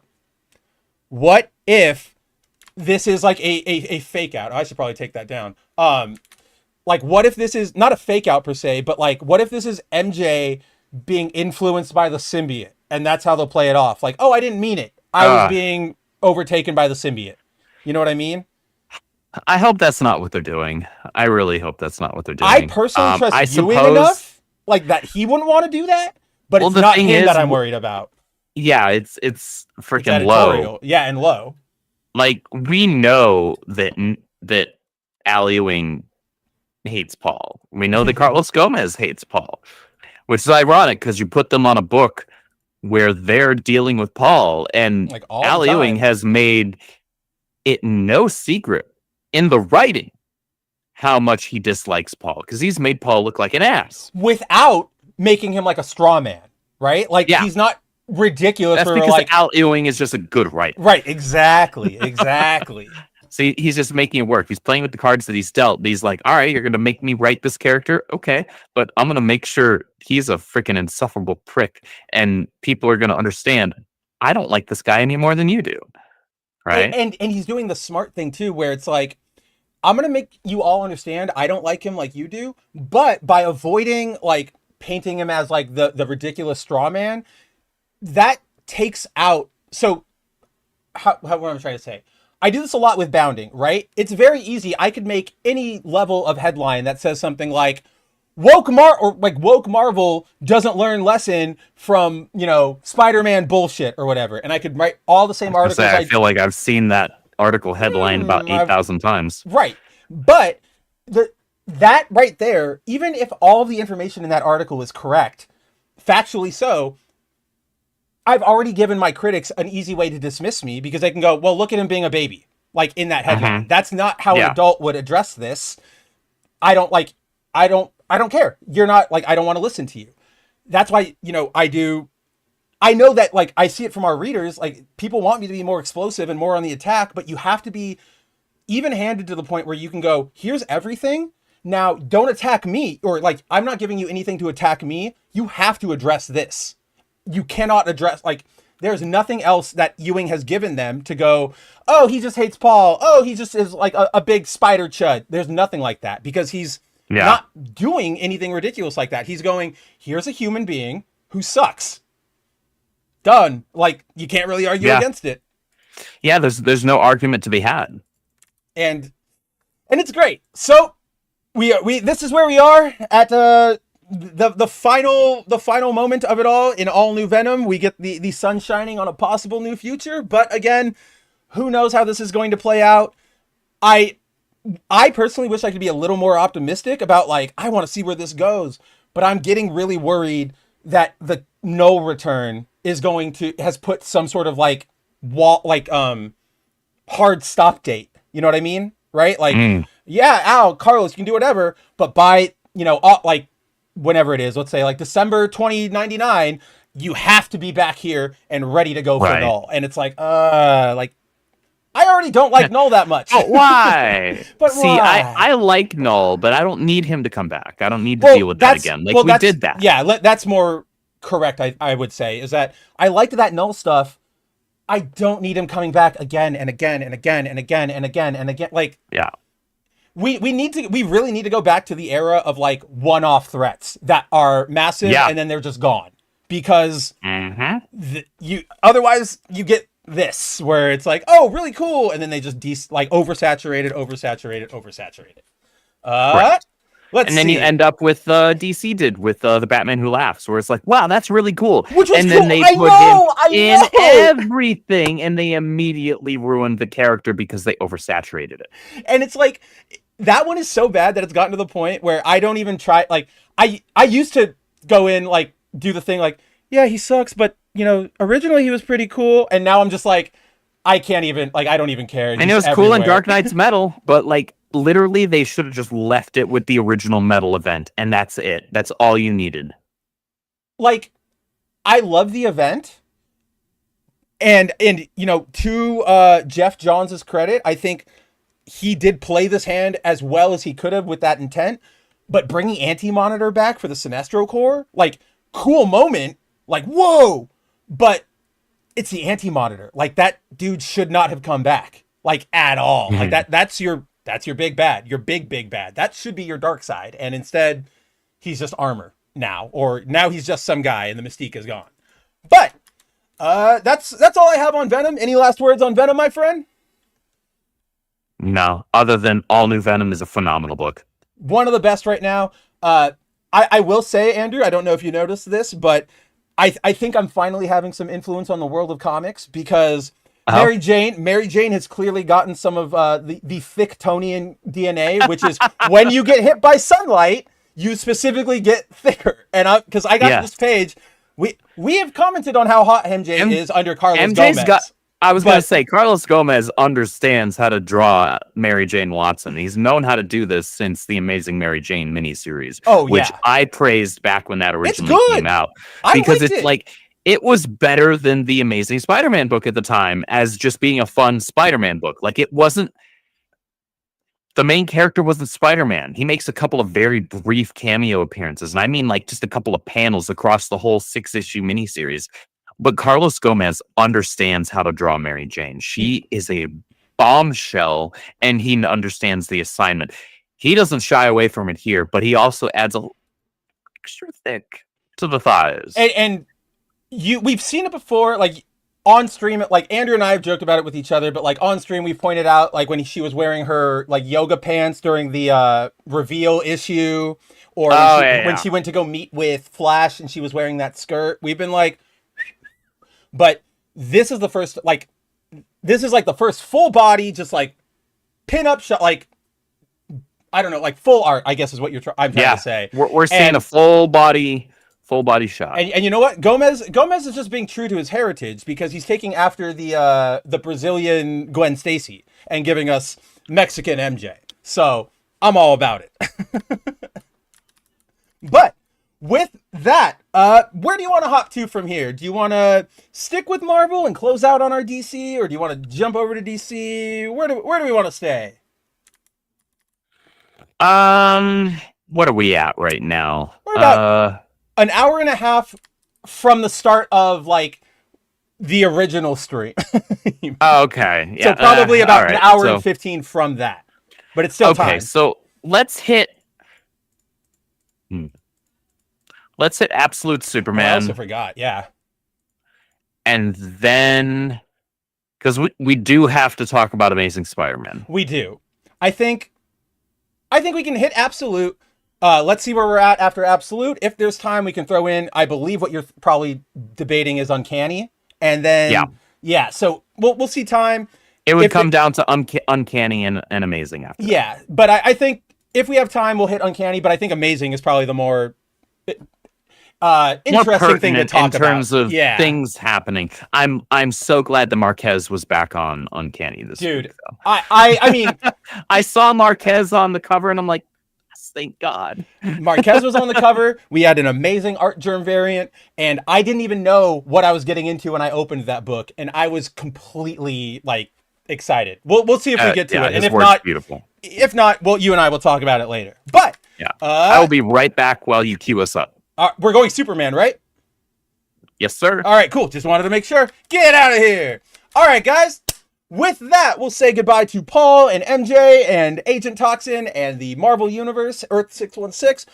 Let's hop over to the Absolute Universe with our latest issue of Absolute Superman.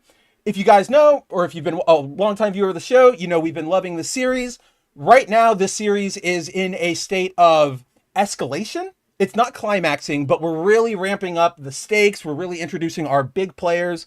Last time we checked in on this book, we made the acquaintance of Vandal Savage, who we learned runs the world, essentially. He's sort of like the big brother tech overlord. He is immortal. He wants to, essentially his goal in this universe is to find a son that will carry on his legacy of bloodshed, of conquering, of all that stuff. And it doesn't have to be a biological kid. His son, just a successor. And he has come to lock in on Kal-El, Superman, being that successor. Because if you guys remember, in the Absolute Universe, there are no superheroes yet. So he gets the news of Superman and he goes, I want him. Like, he's going to be in my crew. So, or not even in my crew, but he's going to be my son.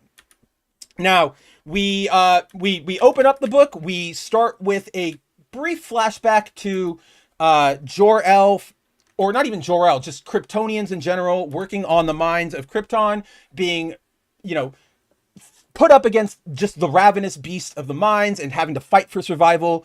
And this leads into Kal, we learn, is sort of narrating over this memory because he has found himself now he if you guys remember last issue, he linked up with the Omega Men, which with Lois Lane and Jimmy, and then he and Lois got like kidnapped back, or Lois like fake kidnapped him back to the Peacemaker facility, and also arrested Jimmy Olsen. So now, or rather, it wasn't Superman. She arrested Jimmy and brought him back, and so to bait Superman to come to the Lazarus facility. So as we pick up from last issue, this issue, guys, starts out with just a freaking bang. Like, I love at least what we get here in the beginning, because Superman is pissed, right? They have Jimmy, a guy who was just trying to fight for things to be better.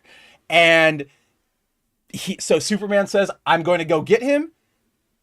And it's Superman, right? You're of course going to throw all the might of your defense capabilities at him, but it doesn't really matter if your Superman isn't holding back. If we all saw the Superman 2025 from James Gunn, remember that scene near the end where he goes super Silver Age fighting all the Raptors, and he spins them off of him and like lights them all up with his laser beams or with his eye beams? That's essentially what we're looking at here with this Superman, because he doesn't have the same scruples as his more happy Prime counterpart.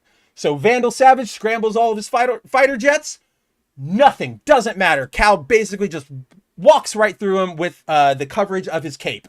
They launch anti-aircraft guns. Doesn't do anything. And they just keep trying, and they're trying. And it doesn't matter, because Cal just wipes he is just a force of nature at this point. He's not even like punching. He's just forcing, like he's hitting things like physically with his body, and he's using the cape to pick up all the soldiers and throw them into like abandoned areas. He's not killing them. He's making sure they're still alive, but he's just tearing through Vandal Savage's forces. And eventually it comes down to Brainiac and Vandal Savage say, hey, we have a secret weapon. Let's deploy him. And they unleash the rebuilt Peacemaker, or rather they unleash the rebuilt Christopher Smith, who is the lead Peacemaker of like the Peacemaker Corps. Now he has a sort of Brainiac robo body, which I got to admit, I get the need to show that he's like the upgraded Peacemaker and he's different than the other Peacemakers, but it's kind of a boring design. It's sort of like, it doesn't feel like anything we haven't already seen before. It's like it's the Dollar General version of Lex's anti-Superman literally what I was about armor. to say. Literally exactly what I was about to say. Dollar store Lex does it to better. a T. Well, yeah, just aside from like Lex has his big ass logo, this is just light. Like, and maybe that's what they were trying to like hint at and draw from. Okay, fine, but like it doesn't, like, look, this is the absolute universe. Like you have set my expectations such that I should expect visual differences, like distinct visual differences, at least to a certain degree, with a lot of these things. To a degree, though, right? Like Killer Croc, very different. I can still clock him visually with Killer Croc. I know you and I aren't the biggest fan of it, but Wally, it sucks, but I can clock you as a Flash. I hate it, but yes. Right? Yeah, I can clock you as a Flash. I totally changed his logo, but yeah. Yeah.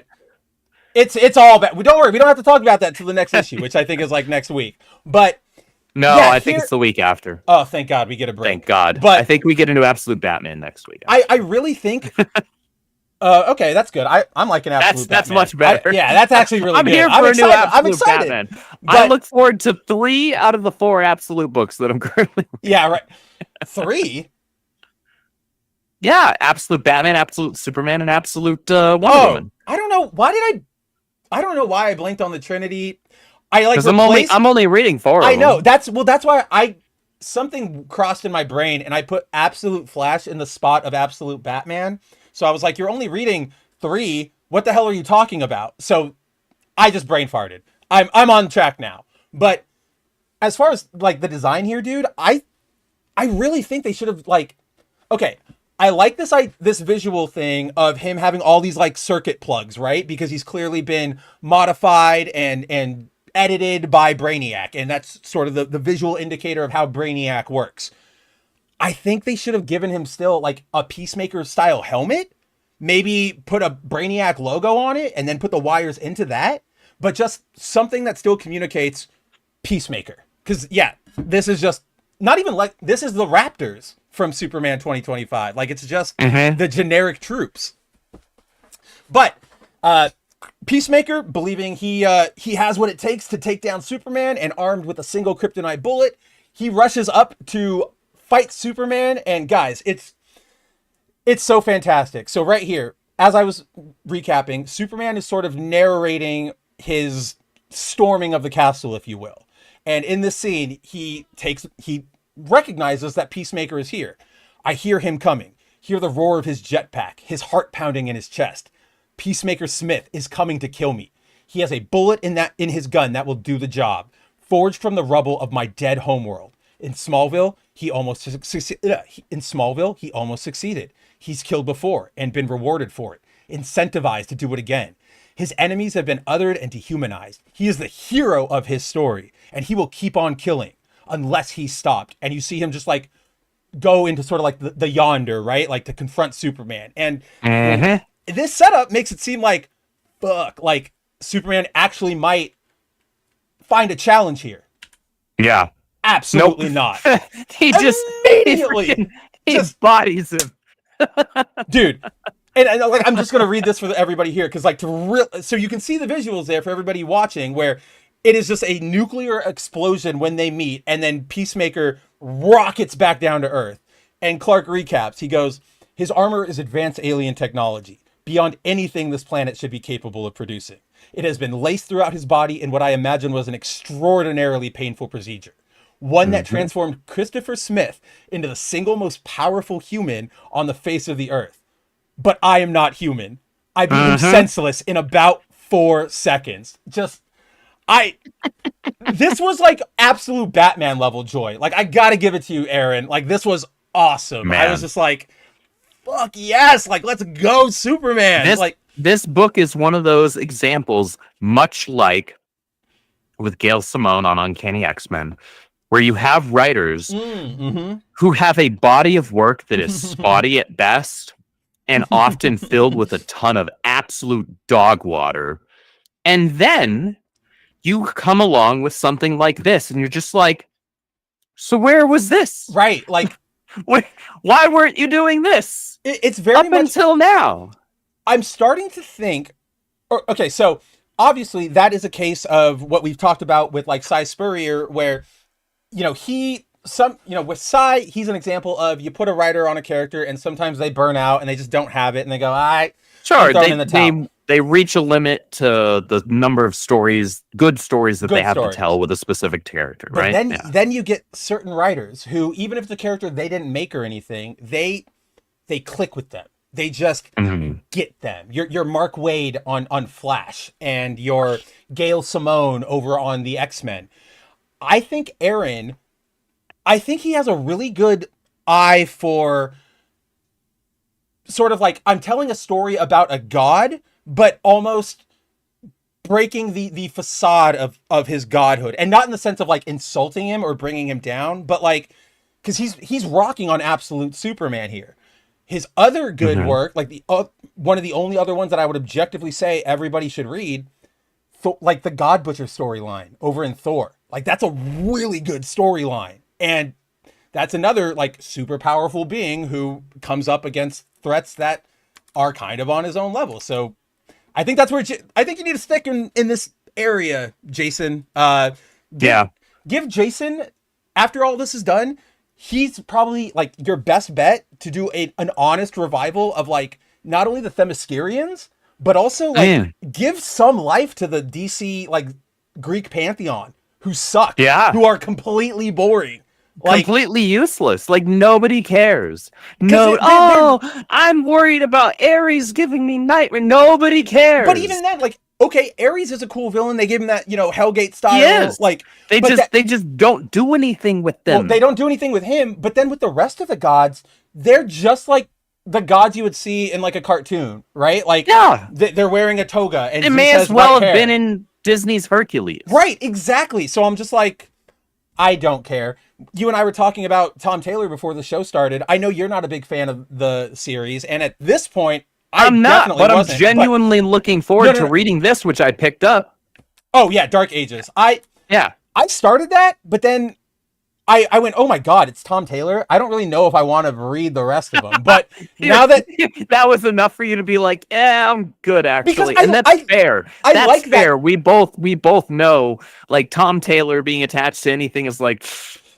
I think I'm good actually. And, yeah, right. And that is that I literally only did that because it's two things. One, Iban is the man and he's the interior artist for this. But the other thing is, like, for whatever reason, the last 2 or 3 weeks, I've had that, like, one of those opening scenes stuck in my head of, like, the whole the spiders felt it first, and it was, Peter, and you have MJ, and you have May.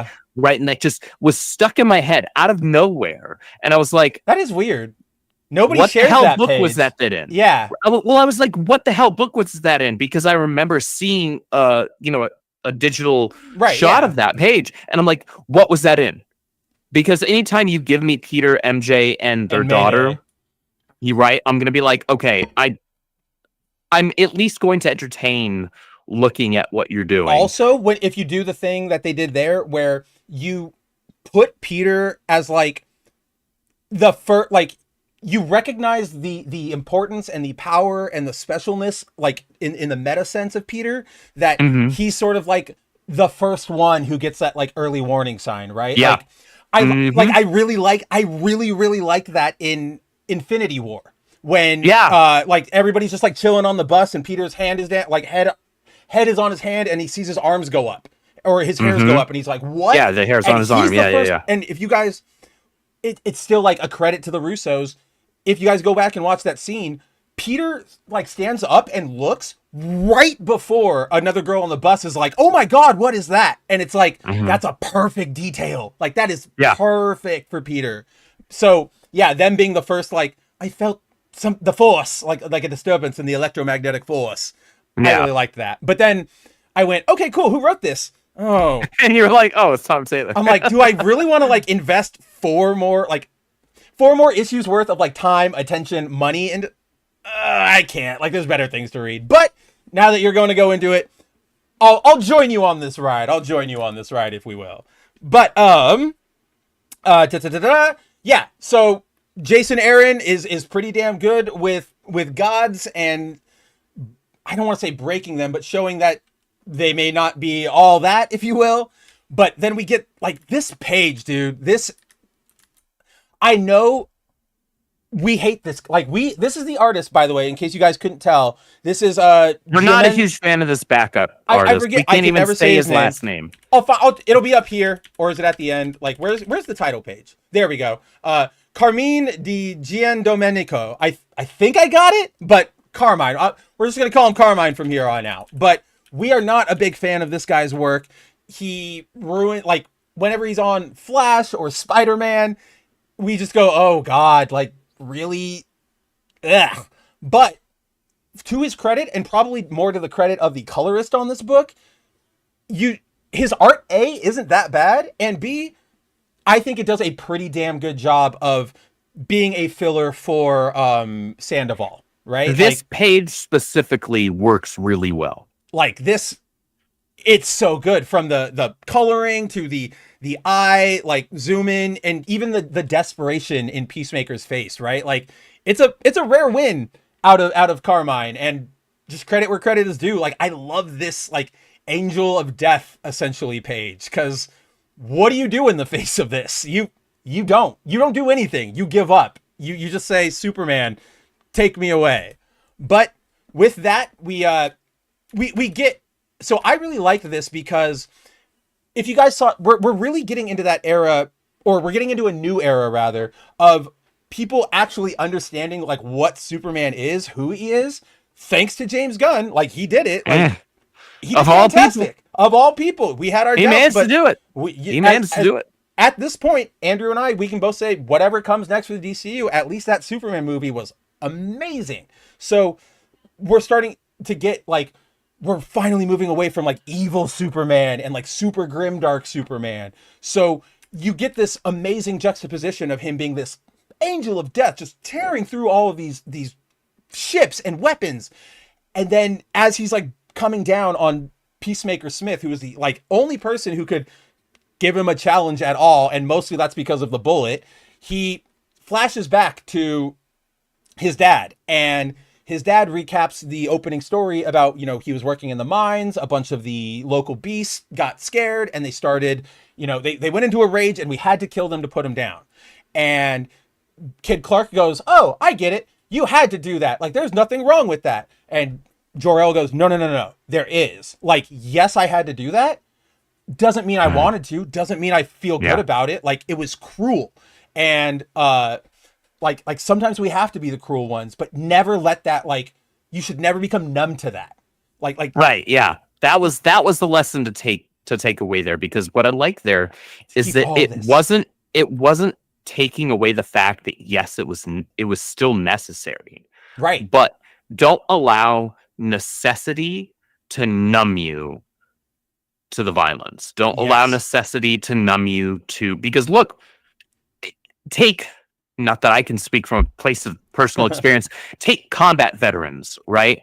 Mm-hmm. People who they're doing what they do because they have to, but that if they're able to kind of keep it, you know, all in check, if they're not like, a psychopath, that doesn't mean they should not ever become numb to taking another life. That's the point there. Taking a life is not something you should ever become numb to. That's something you should still feel, even if it's genuinely necessary. Somebody comes and wants to harm myself, my dog, my sister, my parents, whatever. I'll do what I need to do. I'm going to do literally whatever I have to do. But if I am when I walk away from that, exactly. I'm not going to be great. Yeah, if the ultimate outcome of that was that I wound up having to end a life, if I am a whole being and an empathetic being, then I should still feel something and feel some remorse on at least to a level, right? A certain level of like, I just took a life, right?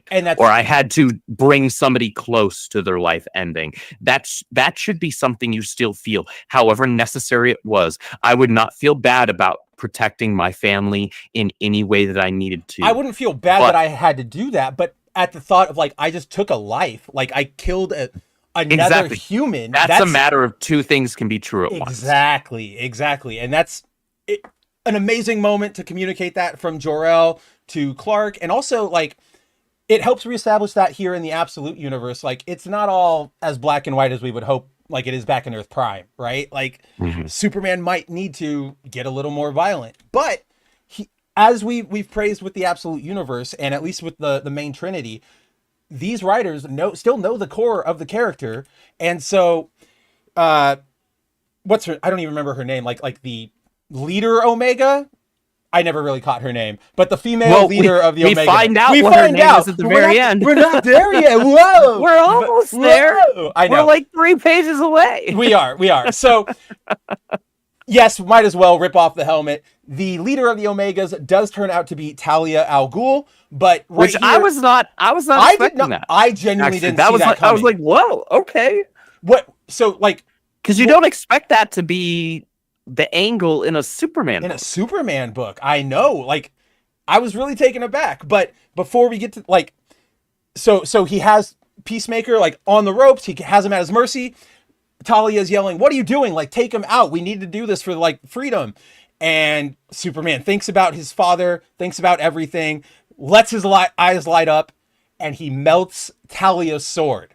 And she, like, freaks out, starts calling him a coward. But that's Superman. Like, that is what makes Superman Superman. It's not just the powers. It's not just He's going to save even his enemies. He's, like, this makes him different from even your Mon-Els, your Connors, your John Kents, your whomever, because this is Superman. He's the best of us, even right here. I mean, he even reflects. He's like, they're all dead. Everybody I know is dead. They told me that sometimes you have to do what you need to do, and he still takes the side of sparing Peacemaker. Like this. At this point, just like a monster of an existence. Desperate to kill him, like, and still tries. All he wants to do. Right. because we have a surprise appearance by Vandal Savage. He appears on the battlefield and basically says like he's coming in for like a personal interview with Superman, or like to introduce himself. And Peacemaker, and like I'm seeing a lot more of these, and I like this way of handling like sympathetic villains, if you will, over how we do it now, where everybody is innocent and small and whatever.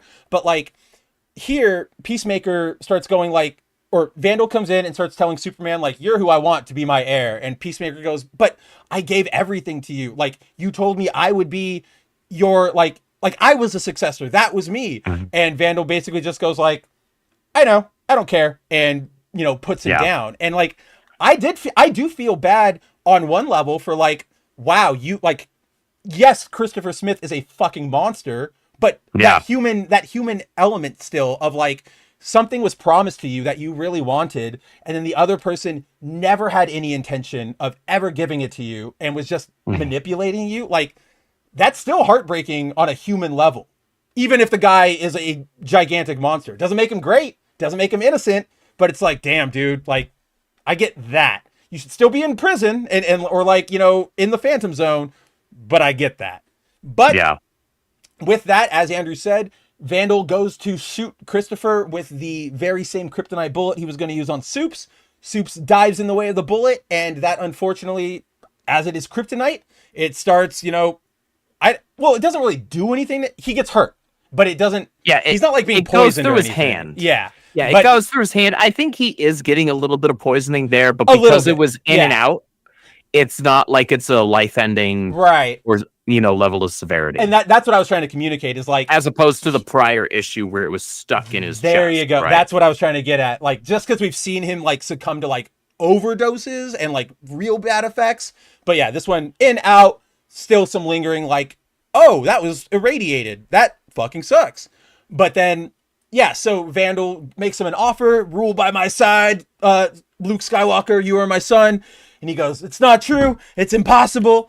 And that is where we get like the very surprising move where Talia all of a sudden stabs him in the back. And at this moment, we don't know who she is. We don't know. We still thought she was still on our side here, right? Yeah. So like, I was genuinely really shocked by this. Like, I did not. Yeah, what's really interesting about this is that it tells us, this is Jason Aaron telling us just how embedded this Lazarus Corporation is in the world, because the Omega Men are supposed to be the resistance to Lazarus, right?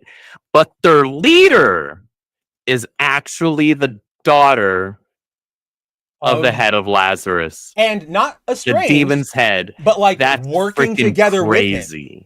Like, that's crazy. It's I was genuinely shocked, and I genuinely couldn't tell you where we go after this. Like, I don't.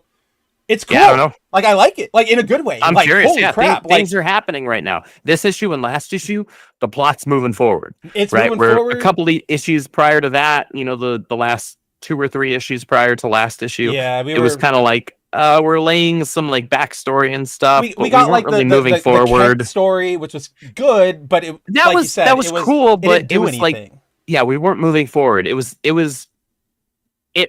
made the book feel a lot slower. It did, because things were moving forward in the other books. That's exactly what I was. Things were moving forward in Batman. Things were moving forward in Wonder Woman, right? And then here, no, we're not going anywhere in Flash yet. But oh god, no, probably won't. But like here, up until like right now. Or probably up until like the last issue where he goes with the Omega Men, it was like we had that initial meeting of like Lois and the Peacemakers and him, and then it was a lot of like, I gotta find him. It was like Lois doing subterfuge. It was Clark going back to Smallville to visit Martha. It was world building, which is great, but because we were up against like other books where they're moving, it was like, can we have a little something happen in here? Like, please? Like, I just saw Batman put his horns through a guy's face. Can I get something over here? And now we finally did. And I'm excited for it. Oh, like, generally, I don't really have a complaint about it. This is one of those things where we get an example of someone whom, at least, and maybe it's a bad example, in this sphere, There are certain writers in comic books, if people even read comic books, in this sphere, where Right. there are names that are kind of pariahs, and for good reason. Though I'm more and more inclined to believe that it's external good reasons rather than I read their book and it was bad, which is still true. But you didn't read it. So you don't actually know it's bad on first hand. You just heard it was bad, or you saw a tweet that you didn't like. Right. Where we have a writer who does actually have a body of work that does not work in their favor. Not and at yet all. they can pull out something that is genuinely good. And that's Right what now, Jason Aaron's Absolute Superman is this is my favorite of the Absolute Trinity right now. it's. I have to. I think your favorite's either Batman or Wonder Woman right now. Here's right? the problem, and this is something I've come to accept, and I had to sit down with myself during Comic-Con the other week. I realized that my favorite Absolute book it's one of the Trinity, but it literally is just whichever one I just read. Like that's like right now I'm like, I love Superman. Okay. Next week I'm gonna get Batman. I'm gonna go, fuck, Absolute Batman's the best one. We'll get You that know Wonder what? Woman, Fair and I'll enough. go, holy shit, Kelly, what is like this is amazing. So And I will take myself out of the running, but like that's where you are right. Like I totally get it. 2 out of the 3 DC Absolute DC Trinity writers right now, Jason Aaron and Kelly Thompson.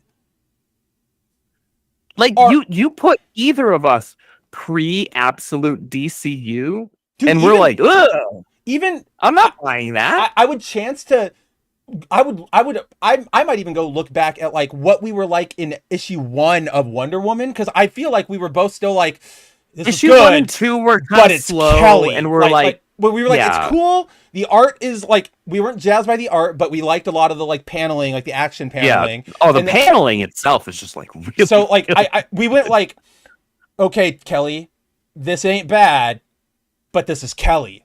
Yeah. And now we're just like, We oh were hell yeah, super Absolute Wonder skeptical. Woman. Let me get to that bitch. Like that's gonna be amazing to read right now. We were super skeptical from the outset, and then now we're whatever we're at, and I can't keep track because Absolute Batman, Absolute Wonder Woman, and Absolute Superman are all at vastly different numbers in their issues right now. It's not like, this is not a ding against DC necessarily. Like actually, it's not at all. But like I've been ruined by Ultimate Universe, where like Black Panther, Spider-Man, and X-Men are all on the same like numbering, and then Ultimates is only well, it's only backed by 6, which plays into the timeline like story of it. So like that clicks for me. But then over here we're like Absolute Wonder Woman 10, Absolute Batman 24, Absolute Superman 9, and I'm like, all right, man, wherever we are. Yeah, wherever we are, whenever we are. But the fact of the matter is, right now we're seeing writers who normally we would avoid like the plague. Oh, easy. Like putting out some banger books, and that's not going to make me all of a sudden retroactively praise the stuff that they put out before, because the stuff they put out before is still garbage. It's still bad, but we can credit where credit is due. Book, like I will take things on a case-by-case basis. Sure, I hated your run on. I think your run on Thor's retarded. I think your run on Captain Marvel's retarded. But your run on Absolute Superman's really freaking good. Your run on Absolute Wonder Woman is really freaking good. Your run on Jeff. Jeff's amazing. I'll I take can't things wait on for a that case by crypto case Jeff basis. story. Like I'm so excited for that. Seriously. But yeah, guys, it's kind of a weird place to be right now as a comic book fan, especially as a comic book fan who tries to be intellectually honest, where we're like exactly. Look, here's the difference. Okay, I'm gonna give it to you. We tell you that Gail Simone, Kelly Thompson, Tom Taylor, Jason Aaron, have put out trash books because they put out trash books. Yeah. With stories that just don't work, that suck, bad dialogue, bad characterization, etc., bad pacing, whatever, what have you. Other people are doing it because those writers put out tweets that they don't like. Yeah. Not because they wrote bad stories. They don't actually know good storytelling from bad. No, they really don't. And they've never read a comic book, or at least many of them have not. Or they've read the wiki of the comic book and they think they know Right, exactly or how they- the character should be written. Exactly. However, we are genuinely trying to be intellectually honest here. And it's not like we're pretending that because you just brought it up right now when we were talking about Kelly Thompson, where we were like, yeah, this first issue or two of Wonder Woman, we were like, but it's Kelly Thompson. And so we were skeptical because it was Kelly Thompson, because that history is still there, right? That context is still there. We're not ignoring the context. Absolutely. That makes us cautious and reasonably cautious, right? I would absolutely But say that caution, we try not to use as the lens through which we filter the current work through, right? Where we're like, that prior work was bad. It was bad work. It sucked. However, we can be leery, but not allow that to paint a different picture from what we're actually being presented with the current work now. Because Absolute Wonder Woman is a fantastic book. Good. The storytelling is really, really, really good. I'm still not a gigantic fan of the art. The paneling is incredible. Yeah, the paneling's paneling great. is absolutely wild. And the art style, the designs, for me, though, but the design, like, the designs are great. I'm obsessed with that armor, like the armor Diana with like the fur, like it's so cool. And anytime she puts it on, I'm like, oh, here we go, Super Saiyan time. Like it's about to go down. But yeah, it's not the greatest execution on the page. Mm-hmm. Exactly. But yeah, these Absolute books, like to DC's credit, they are amazing right now. Let's hope they can keep that streak going. I know we're at least the Trinity. At least the Trinity. I know the Superman and Wonder Woman are about to cross over for like a 2-parter in like a month or two. Batman and Wonder Woman. Oh yeah, Batman and Wonder Woman. Sorry, that one. I told this to Andrew. I'm kind of more open to that one right now more than anything because those two feel more realistic to meet.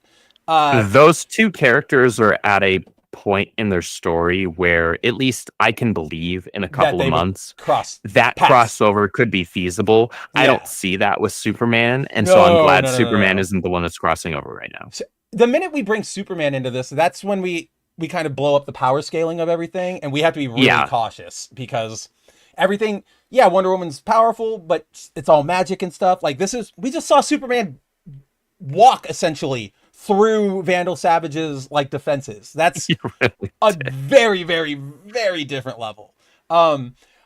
Speaking of this, before we move on, and because you just reminded me of it, I just learned this, and I don't know where Rich Johnston of Bleeding Cool found this out, so take it with a grain of salt. It's Rich, whatever, but apparently the Brainiac here in Absolute Universe is, so there's a storyline coming up in, I think, Superman or Action Comics. That's like the Legion of Brainiacs. They're doing something like that.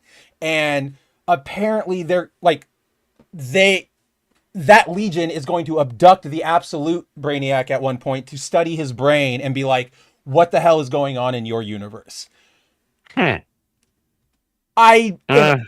jury's out on it. Because like you and I are both like, don't cross over, like don't do any of it. We're both pretty anti-crossover for Ultimate and 616 or Absolute and Earth Zero or Earth Prime or whatever the hell we're calling it this week. What's up, Mike? The idea of that like doesn't bother. Like, what am I trying to say? Like executionally, utilitarian wise, that doesn't necessarily bother. That actually kind of works as a plot device, right? Like abduct Brainiac, pick his brain, throw him back, leave Absolute Brainiac with a sense of dread. It's just, I still don't want anybody crossing over, period. Like, that's just what I am against. I'm so really content to just leave these universes completely separate. Just leave for as long as humanly possible. I guess, like, my asterisk is, like, I like the Dark Legion stuff in Superman, but I also, that's interesting. Like, that's stuff that is Absolute Universe, but it's not this part of the like, you know what I mean? Like that's the overarching meta of the Absolute. It's separate to the stories, even though it takes place in the same universe. It's separate to the stories that we're reading. Yeah. Right. It's like the Dark Legion, right? The Dark Legion of superheroes. They are connected strictly with Darkseid in the Absolute Universe, but they have had no interaction with the Absolute Universe books, at least those that I've read. So if they do in Green Lantern or Martian Manhunter, I can't speak on that. Not Martian Manhunter. I don't know if Green Lantern. I'm going to guess not. And yeah, we know that it hasn't happened in Flash. Yeah, it hasn't happened in the other four, right? So you can play with those, I guess, tangentially with other characters and things like that, because they showed up in Superman, right? Yeah. Or Superman Unlimited specifically. But I just don't. Superman 2. Remember they showed up last issue where Saturn Girl was like trying to break Superman. Oh, you're right. And I only point that out because it was Dan Moore art, and that's why I'm like, I know where that motherfucker is today at least. Today at least. You are absolutely right. But yeah, I don't need the crossover stuff in the main books right now. I don't. It's not necessary. You can tell good stories entirely separate from each other. And I think that's what like kind of breaks my heart a little bit here too, is that you and I, having been comic readers forever and knowing the history of like being a reader and a fan, it's like normally we would expect these crossovers to happen when your sales were going down, right? Like when you're like, oh shit, we need a big boost here. Okay, put Miles Morales over here or put Peter Parker over here. Like, so like that's where we understand it. Or you have to do something like, oh, we need to fix continuity, Crisis on Infinite Earths. So the idea of like, you already set out from the beginning to cross these over. It's like, did you not have confidence in this? And then that makes me feel like, why am I having confidence in this? That it's not enough to make me abandon Absolute and not like it or anything, but it's just like that weird, like there's a pebble in my shoe, if you will, where I'm like, interesting. So we'll see how it all plays out, I guess. I'm not jazzed about any potential crossover between them at all. Like, if you wanted to fight Darkseid in the Legion, like in DCKO, cool. Just, I don't want to see Absolute Batman ever talking to Bruce, like our Bruce Wayne. Like, no, I don't need it. There's no point. There's no point. There's literally no reason. I understand that because of how we set up the Absolute Universe, there's eventually going to have to be some level of crossover. Something. But until that exact thing happens, there is no justifiable reason to have. I'm just gonna say Earth Prime because it's easy. I know. Earth Prime Bruce is not going to be chatting with frickin' 6'7", 289 pounds or whatever the hell he is. Absolute Bruce, right? There's no point. We don't need it. There's no need. Didn't I make that joke to you? Like, if they met, Absolute Bruce would just eat him. Just like, what else are you going to do? There's a smaller mammal in front of you. Like, you don't get to have the heroes have to fight each other first before they realize that they're on the same side. No, because if you do that, Bruce is dead.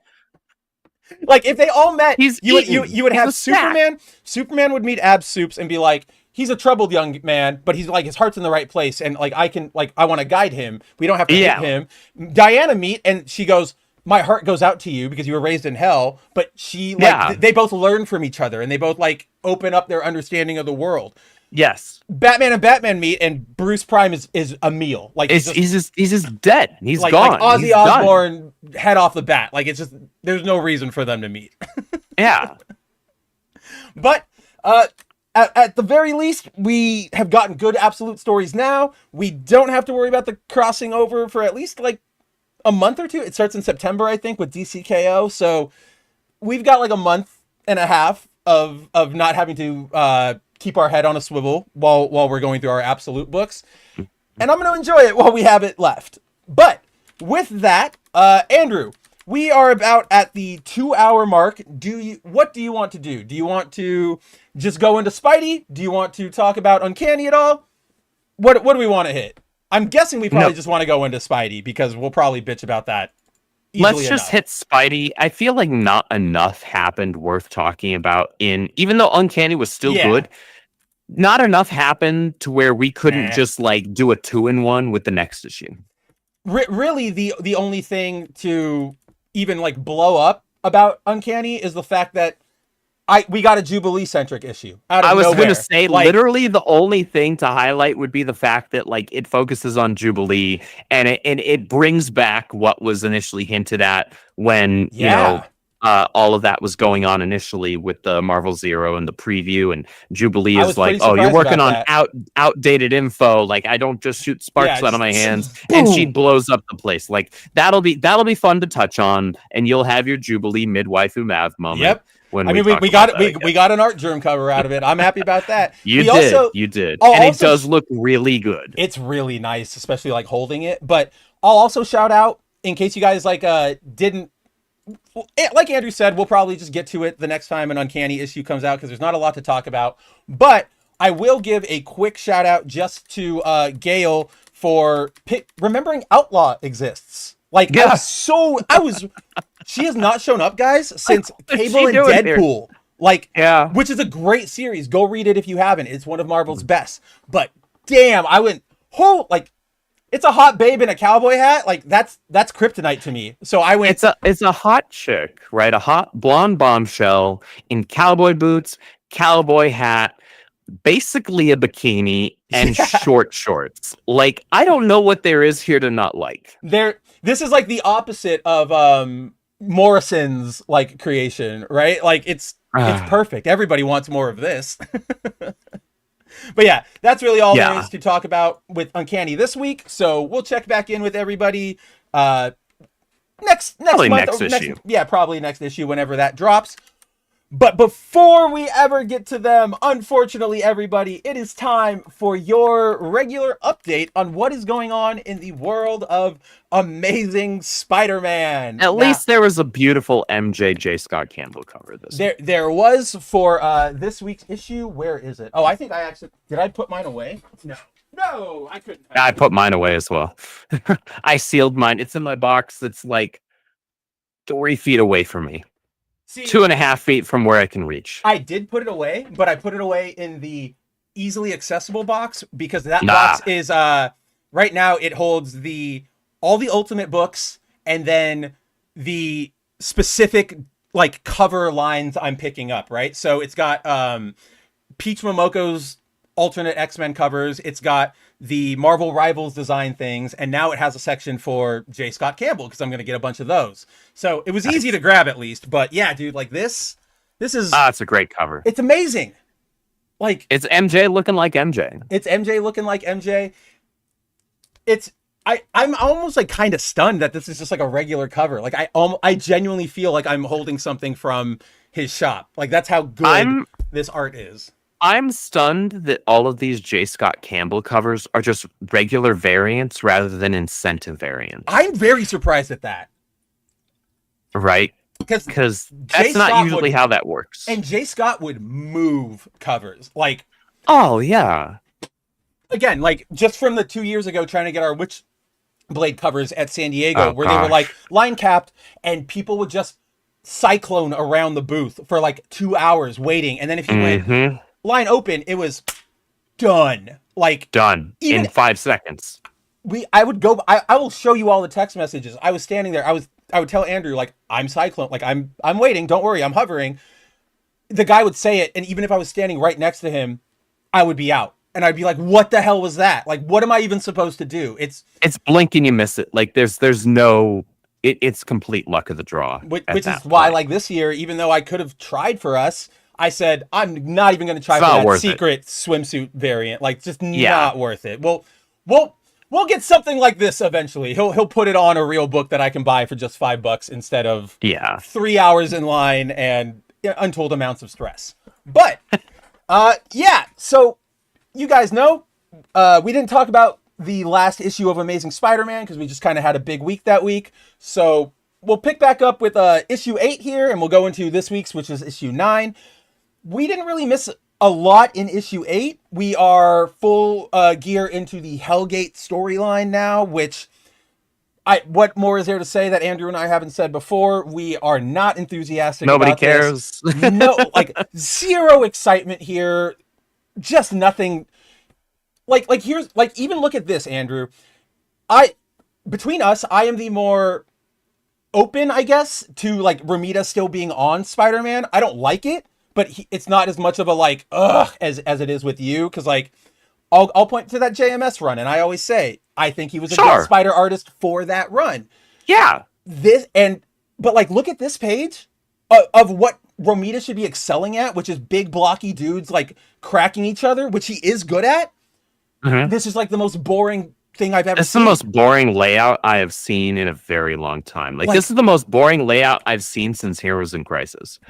And Tom King thinking the he's like 9-panel just like sitting there like camera Tom shots. King thinking he's oh my god. So bad. I want to rip my eyeballs out. So bad. Thinking he's Alan Moore. Yeah, like it's just he really does. paneling. He really does think he's Alan Moore. He's so bad wants to be Alan Moore. That's and so fucking funny. He's not. And I don't even like Alan Moore, but no, I like not that much. Alan Moore, but I don't respect Tom King. Zero amount of respecting Tom King. Just like I kind of have zero respect for Hellgate here, because guys, like we had talked about before, Andrew and I predicted. So the setup to Hellgate, as we've talked about, we saw him a couple issue or like at the end of Wells's run. He was introduced as like, oh, we opened an ancient tomb and there's a big entity in there and he's going to go fight Spider-Man. And then we didn't see him again until issue, what was it? So was this the end of this issue? Is 8, so this will be 7. The very end of 7, he shows up when Peter and Felicia are staking out the... Well, I mean before that. So we see him coming out of that gate. It was like issue...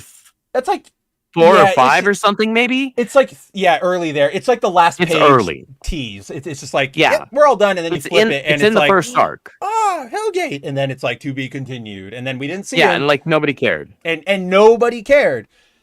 And, you know, we speculated on the show, like, what are they even going to do here? Like, what can they do? What... They did... You know, surprise, they didn't do anything original here. It is literally exactly what we predicted. Andrew and I said, it's probably going to be some ancient entity that is attacking Spider-Man over either like an ancient promise or mistaken identity. Mm-hmm. Sure enough, it's kind of both.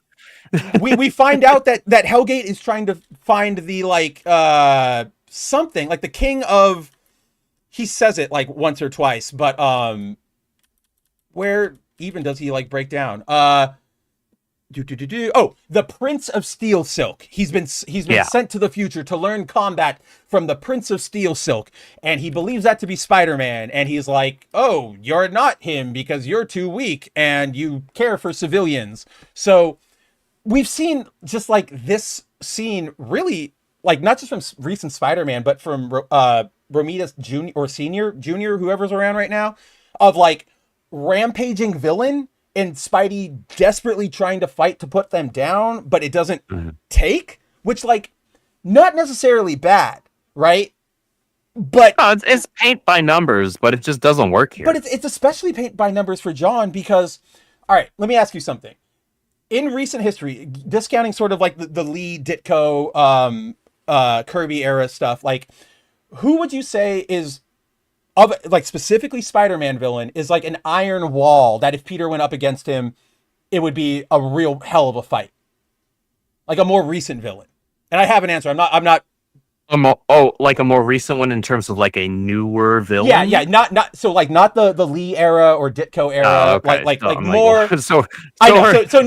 We're leaving out Rhino. That's exactly why I put that qualifier. We're leaving out Rhino. I mean, look, if Peter's going toe to toe with Venom, then it's like that. There's like Venom. Actual Eddie Brock Venom, right? Big hulking monstrous. That's a good pick. But the one I was hoping or like mention or what I'm referencing is Moreland, right? Like if Moreland comes for Spidey, it's literally like unstoppable force. Like you can't. So I see why you were going there. I don't associate him with like big hulking villain because he doesn't visually look that way. Correct. Yeah. But in terms of like how the fight goes, it's absolutely that. And here's the thing. I'm thinking, join me here. Correct me if I'm wrong. I think back to all of Spider history, and that sort of fight has really only happened like 3 times for Spider-Man. And it was Juggernaut, it was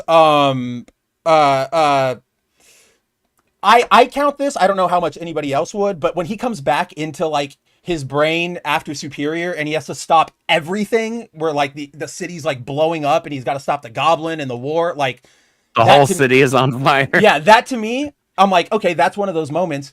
And then it's Moreland. The thing is, dude, who drew the original Moreland story? It was John. So now we're just like, we're rehashing your greatest hit. He did it here. Last run with Wells, he did this with Tombstone. There's an entire issue that's just Peter and Tombstone beating the hell out of each other across New York. Like, not like jumping, but like just their brawl as it goes. They're going down like city blocks. So I'm like, John, I've been here. We've done this with you. Like, let him go, guys. Please let him go anywhere else. The paneling isn't exciting at all. Well, look at this one. 1, 2, 3, 4, 5. Like, this is like basic. And so not even just the paneling layouts, but the art layouts themselves. Oh, absolutely. Are just kind of like, and going from Pepe to this, it's so rough. Well, like here's a really good example of sort of what you and I are talking about here. Let me go to the zoomed in. In this shot, or on this page specifically, so he's fighting Hellgate. Hellgate grabs a signpost and swings at Spidey, and it happens to catch him on the leg, and it results in him having a broken leg. Yeah, that's why it's a broken leg in this issue. I had to double check because like we get to the next page and he starts talking about my leg is broken, and I went, I didn't catch that at all. Yeah. Like, and so I go back here and okay, I can see his foot being like the sign is layered over of a leg getting broken. Well, but like it doesn't even seem, unless you know what you're looking at, it just sort of looks like Spider-Man is landing on some debris and his foot happens to land behind the debris of the sign, right? Yeah. It doesn't look like there's any contact or like crunch or even really like I don't even know where the rest of his leg or foot is in this panel. That's like what bugged the hell out of me. So it is, of all the bad John Romita showings, this is probably one of the worst. Because, guys, look at this paneling. It's just literal block, block, block, block, block. Like, there's no playing with layouts. There's no, the thing you and I like, where they have like a big splash and then they do like interspersed panels of them like inset punching panels, or whatever. Inset, that's what I was looking for. None of that. Absolutely none of that. And eventually what happens is we meet this new character. We don't know anything about him. His name's Captain Kintsugi. He's a kid who, it looks like he's just like cobbled together his own Iron Captain America suit. Yeah, I don't know how to really describe his outfit, because to me it looks like somebody like didn't know how to draw straight lines and drew a bunch of scribbles. Yeah, no, it's weird. It doesn't look like it's a natural part of a design. And he's also not like a natural part of the story. Like, we don't know, like the reason he just comes in out of nowhere. He's another superhero operating in New York, but he just sort of like shows up and we don't know why or what he was inspired by or any of that sort of stuff. But because he shows up, Pete, really starts going like, I need to put an end to this. Like, we need to shut this down. There are people now who could be hurt by Hellgate. Tries to bring the house down on Hellgate. Surprise! It didn't work. No fucking way. And that is where we predicted this. Right? And so that is where we end this issue with Hellgate just punching, beating the hell, physically winning the fight with Spider-Man. Just like putting it down pat, which leads us into this week's issue. But before I get there, I do want to go back to this little interlude, because we do get it's really strange, because we get this interlude of MJ and Dylan and Paul we see what's going on with them while all of this breaks down. They're waking up, they're having breakfast. MJ opens the news and sees like, oh, Spider-Man's like fighting this guy, and he's like getting his ass kicked. Here's what makes it all so, like, that's not necessarily bad in itself. That's a fine world building thing. So you guys can see the art shift here. This artist is very clearly not John. It's also very clearly not Pepe Larraz. It's actually Todd Nauk, who, if you guys know him, Young Justice, he's drawn everything at this point, but you've seen his work around. that's what makes it weird, is that there's just this weird 2-page interlude from an artist who isn't tapped on the book out of no, like, I don't understand what happened. It felt so jarring. Like, I don't know what this is supposed to add to this issue. And that's what other than MJ is concerned for Peter's health. Like, okay, that's not actually anything new. And we all could have just assumed that. Like, it's not like they're not friends right now, right? Like, they're still on goodish terms. But to that point, Andrew, it's so jarring. And like, so it's so jarring. It's got a completely different artist. Was this added in post? And then why? Like, if so, why? It feels what like are we it was building? added in post. Right. And that's what I'm just and if so, just to your point, why? Because we don't even get that. Like, there's no building upon this scene in the next issue. Like we open up 9, right? We come in, Spidey is how do I want to set this up? So we open up this issue. Last we saw, Spidey got the crap knocked out of him. All of a sudden, the Shocker is going on a rampage through Midtown, and he comes across Peter on the street, but instead of leaping into action, Peter just sort of goes, he does the Spider-Man 2 thing, nope, not my problem, and, turns and walks and keeps along his way. You can see he's got like a broken leg and a cane, and throughout this issue, we start to see Peter is acting a little weird. He is very curt with people. He's very reserved, like shut in. Multiple people from Norman Osborn to Aunt May to MJ to Robbie Robertson, they're all going, yeah, Pete's weird with his schedule, but he never just disappears for 2 weeks. Like, we don't know what's going on because they haven't seen him since the Hellgate fight or like right before it. So everybody's going, what's happening? Norman even points out, like, we need Spider-Man back. People are starting to ask questions, and Pete just goes like, I'm working on it. Don't bother me again. And so it's very, very weird. And all of a sudden we get, MJ shows up at his apartment and, kind of, she's been sent by Aunt May. Aunt May is like, please check on Peter. I have no idea Aunt May is worried about Pete. Right. He hasn't like messaged her, called her, any of that fun stuff. So MJ comes and she's like, good, well, at least I know you're alive. But while I have you, I have something I need to talk to you about. Yeah. And she reveals she's Venom, which is cool, great, right? Pete eventually goes like, oh, wow, I thought you were teeing us up to get back together. Never mind. Like, and he just slams the door in their face, and just very cold, very weird. Before we move on, this is what I was trying to get to, is like, that MJ scene didn't need to happen. Like in the last issue. Nothing in that scene, that very brief, whatever it was, 2-page interlude in the last issue, carries forward into this issue. Even MJ and if it was supposed to, it doesn't feel like a natural transition. Well, that's the thing. Is like, I think they're trying to imply, like, in that add-on, like, MJ's worried about Peter, so she's going to go check on him. But here, we literally have Aunt May saying on the page, we already know that Aunt May's going to call MJ and have her check on Peter. Yeah, he doesn't want to speak to me. I've been trying, but there is one tactic I haven't tried. And it's like, oh, what do you think it is? And it's like, duh, go get MJ to check on her. And that's what MJ says, like, May asked me to check in on you. Now I can report you're alive. So I don't get it. Like, thank God. Like, I like Knox's art there. He does a great MJ on that interlude. Yeah. But I don't, narratively, I'm like, what the hell was that even for? I don't understand what its purpust was. It doesn't have any bearing on the story here. That's the annoying part. It's the very annoying part. But from there, all, Robbie and Shay are, talking about, like, what's up with Peter. The Shocker crew is shockering about Captain Kintsugi, shows up again. But as always, as we've seen in his, like, last 3 appearances, he's just a kid. So he gets his ass kicked. He's down on the ground. He's about to, he's about to lose. And that is when, at the very last moment, Spider-Man shows up with, ready to brawl, takes away one of the Shockers, and that is where we leave off right here. Now, he's got the cuffs not only on his wrists, but on his ankles. Oh, shit, I did not notice. All right. Well, so here's the thing, guys.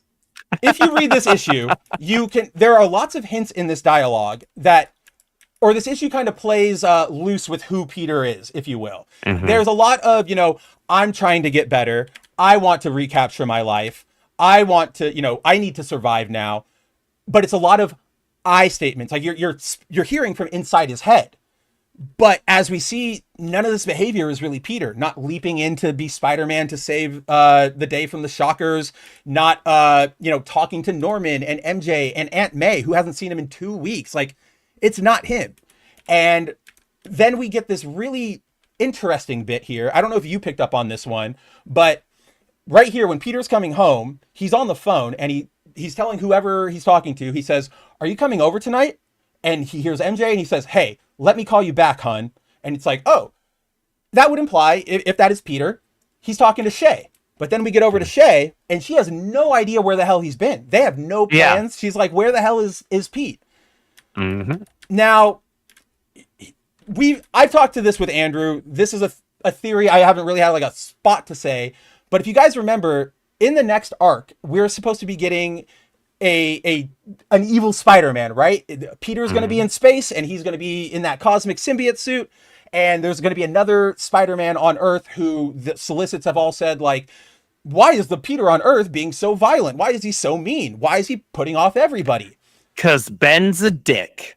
Because Ben's a dick, and this is 4,000% Ben Reilly, guys. Like, we don't know why, but in the 2-week absence where Peter got punched out by Hellgate, Ben has walked into his life. They don't confirm it here, but that the fact that he keeps, and you know what, honestly, to Kelly's credit, if you weren't massively obsessed with, spider lore like we are, you might not have picked up on this because Pete does, he reflects on his childhood. He remembers something from when he was hanging out with Aunt May. He does talk to, like, I remember MJ. I remember that this is what my life was like. A lot of these statements, but that's what Ben knows too. Ben has the same memories up until if you guys remember, Ben's introduced in an issue way back in the 60s where they don't identify him, but Jackal drops him and Peter into like an arena and they wake up and he's like, fight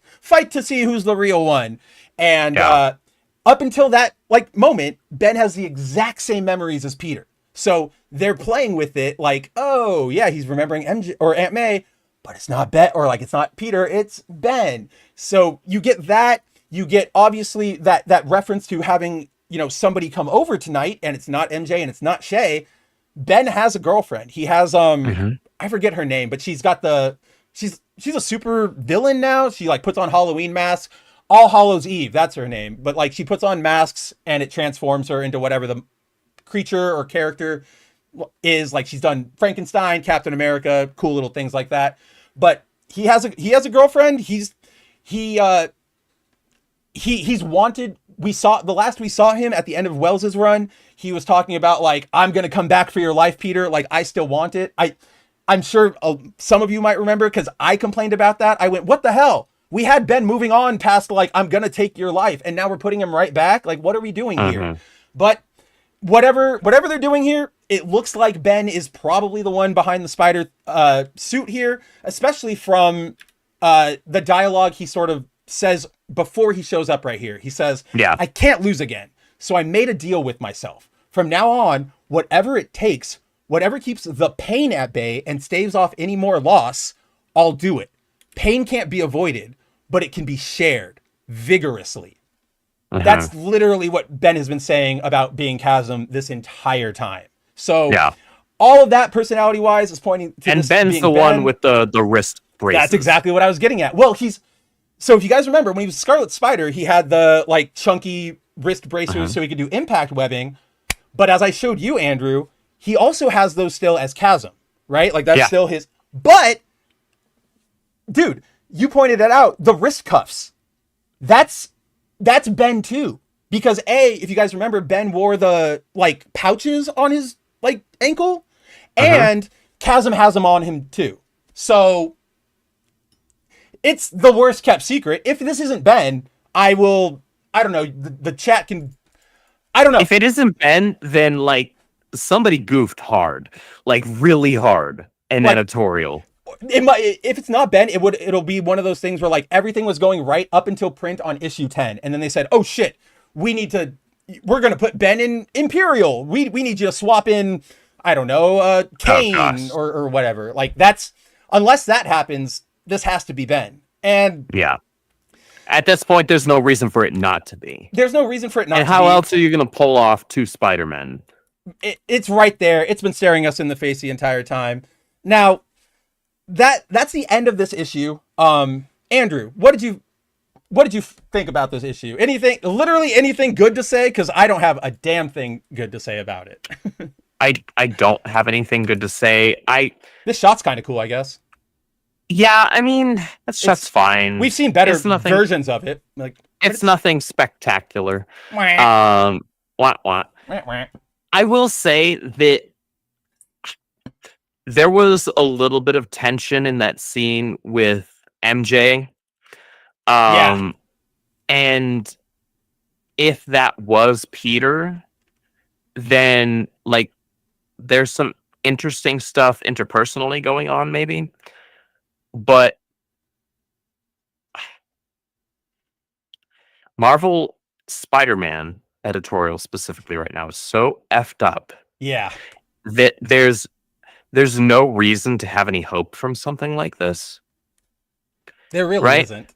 I would love to have like that'd be a pretty cool and unique way to bring Peter and MJ back together, right? Like, hey, like I'm dealing with this thing that terrified me when we were together before. But you have really the only like hero experience with it outside of like even Flash was a military agent, so like correct. You're the only person I can truly turn to here. Okay, there's your baseline. There's your starting point with that. Now let's rebuild the relationship from there. But the fact of the matter is, Marvel Spider-Man editorial house has no interest in putting the two of them back together in the 616 universe, and so I have no reason to believe that that's what they're going to do. And I'm not going to believe that that's what they're going to do until it actually happens. And even then, I would be skeptical. It's like, oh, they're saying they're back together. Okay, what's going to happen next issue, right? Right. That's we've literally like had the Paul breaking up with or MJ breaking up with Paul. Great. Right. That's going to be like, okay, Marvel. But what's going to happen next issue? We know Marvel. Because Nick Spencer pitched his entire run on putting Peter and MJ back together and that being the status quo, and then was allowed to do nothing with it, and then it got freaking thrown away immediately. Yeah. Right? So like what hope do I have to believe in that? So that's why I'm trying to just enjoy the pockets of the Spider Universe that are good, which are at this point Ultimate and Venom. And Ultimate Spider-Man. When something happens. Right. And then All-New Venom, and then Eddie Brock Carnage when something's happening, because there are issues where it's like, okay, we're kind of like trudging through the mud here a little bit. It's not like it's bad writing. No. It's just like it's a pace really slow and not much is happening, right? I mean, you and I have talked about it. It probably is going to read great in trade form. Oh yeah. Just in monthly, it's kind of in rough. Monthly. It's a bit of a drag from some months to others, whereas there are also issues where it's like, man, that was a banger. That was amazing. Like, this is why we're reading the series. But yeah, so at least on my end, the only thing I really want to like say here is I agree with Andrew here. This would have been a really cool way to get them back together, but this is Marvel. I don't even know. I sadly don't even know if Paul and MJ are really going to be broken up next issue of Venom. We'll see what happens over there. One can only hope. But and I'm not going to hold my breath. But yeah, like, again, guys, it's editorial. We know that they're the big boogeyman. So the only last thing I really wanted to say is I was thinking about this earlier because I'm sure everybody out there is going, well, Mav, Spencer, Ben's coming back. Like, and it looks like he's going back into the webs and trying to be somewhat of a hero. Isn't this sort of the move you wanted to see out of him? Don't you want Chasm to go away and Scarlet to come back? And the answer is yes. But here's, like, I laugh to myself because here's sort of the difference, right, guys? So Andrew and I both will have had by the end of the year both of our like non-Flash, like non-main Spidey favorites brought back into a current storyline. Andrew got Supergirl, I got Spider-Man. With Supergirl, you guys might remember we were pretty excited about it. We were very optimistic going into it. We said Sophie we like what we're seeing. Maybe you can impress us. She didn't, unfortunately, but that was still, we had excitement over that. I don't have any excitement here, and that's why you're not seeing me like freak out, because how many times have we seen evil Spider-Man stories? Like, I'm so tired of it. Like, more times than I have fingers, that's for sure. 100%. So it's that. It's also like, we're really doing another who is Spider-Man? Oh, it's Ben. Like, I don't, like, we've done the Clone Like, Saga. who do you think you're fooling at this point? Yeah, exactly. Like, this like, is all... who do you actually, do you actually think your readership are a bunch of idiots?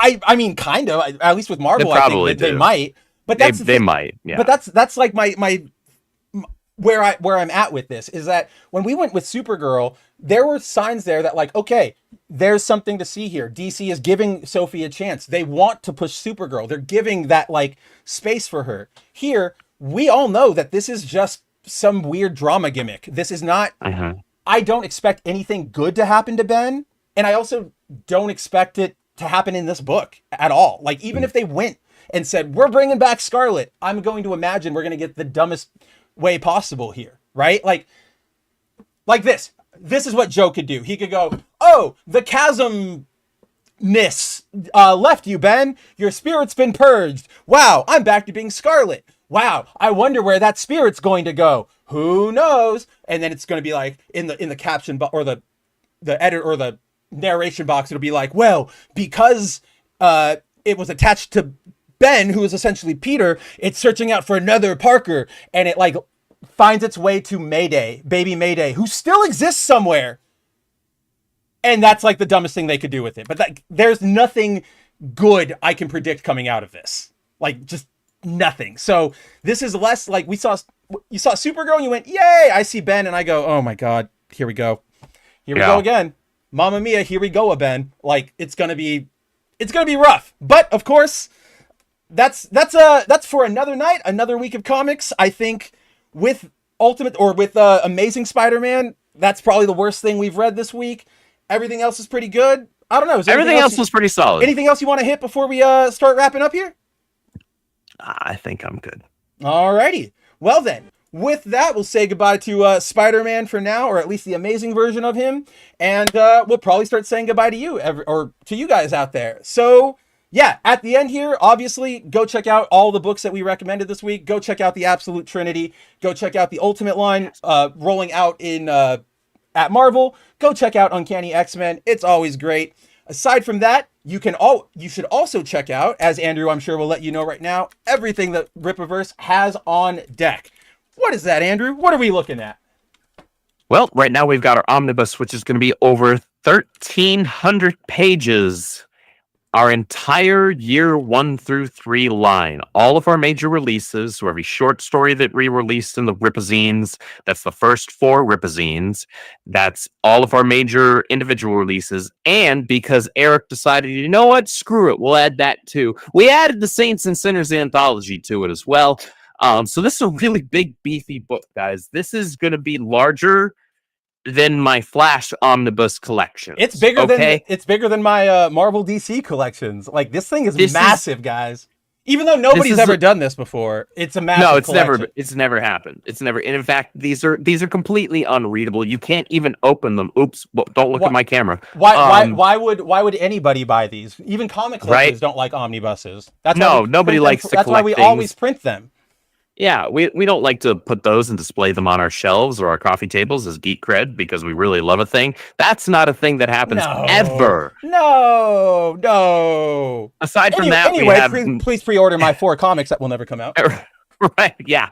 We have Norfolka Glorious Death issue 1, or part 1, however you want to word it. That's currently in pre-order, as well as our second collaboration with McFarlane Toys. We have finally started an action figure line, which is really freaking cool. 22 points of articulation. This is McFarlane's usual, like, 7-inch scale stuff that he does, which is the reason why people buy them. People buy McFarlane's toys because they're generally pretty affordable for the size and the stuff that you get. So, like, if I'm not, perfect example is myself. If I'm not buying a Revoltech Yamaguchi, like, $100 plus action figure, I'm probably or a Playarts Kai from Square Enix. I'm probably buying a McFarlane.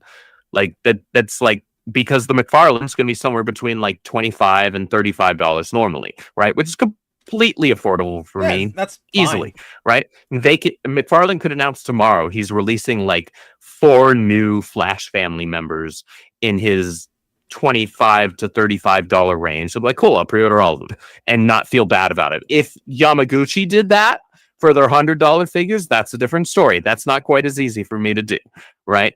But McFarlane does great work. He's one of the big industry leaders. Ison's the first figure that we're doing. The speed with which we sell through these, or at least sell to a certain point of these, will determine how quickly we release the next ones. We already have on the back end, like, who we're going to do next. Oh, yeah. It's all going to depend on how quickly these sell. So thank you to everybody that's been supporting them so far. We know we've got a lot currently in pre-order phase, so the fact that you guys are willing to jump in on those so quickly means a lot to us. These are fun. McFarlane stuff comes with a stand. You're going to be able to actually display it and pose it. Or if you'd rather keep them in box, these are 5-panel boxes. So you actually have the ability to just like open the flap and display it that way. So please check those out. Thank you, everybody, for your support. Those who were paying attention or not paying attention to our social media today, Horseman #1 is going to start fulfillment tomorrow. We were waiting on the CGC copies to come back from CGC. And if you guys order the foil one, I've seen the test video image, however you want to qualify how you and I send foils, but beautiful. Guys, you're gonna love that. Beautiful. One. And it's the foil cover C for Horseman #1 is our first virgin variant. Yeah. Like there is no there's no copy, dress. There's nothing, no trade dress whatsoever on that. No names. On that it cover. Is just it's a beautiful, fat awesome piece of art on a fat awesome book. Absolutely. So thank you, everybody, for supporting that book. Look forward to that. Zine 4 and Yara 3 will be shipping soon as well. We're just waiting to get those CGCs back from CGC. It's always CGC. They're gonna have. We just got out of con season. We're hardly we're hardly their only customer. I'm sure Art Germ right now is like Dan Mora enslaved to the CGC table, just like signing, like okay, there's your 10, there's your 10, there's your 10. I can't even imagine. But yeah, as soon as all that comes in for you guys who have pre-ordered the Rippaverse stuff, it's headed right out to you. That is the Rippaverse guarantee. As for me, guys, as always, check out boundingintocomics.com every day for new news.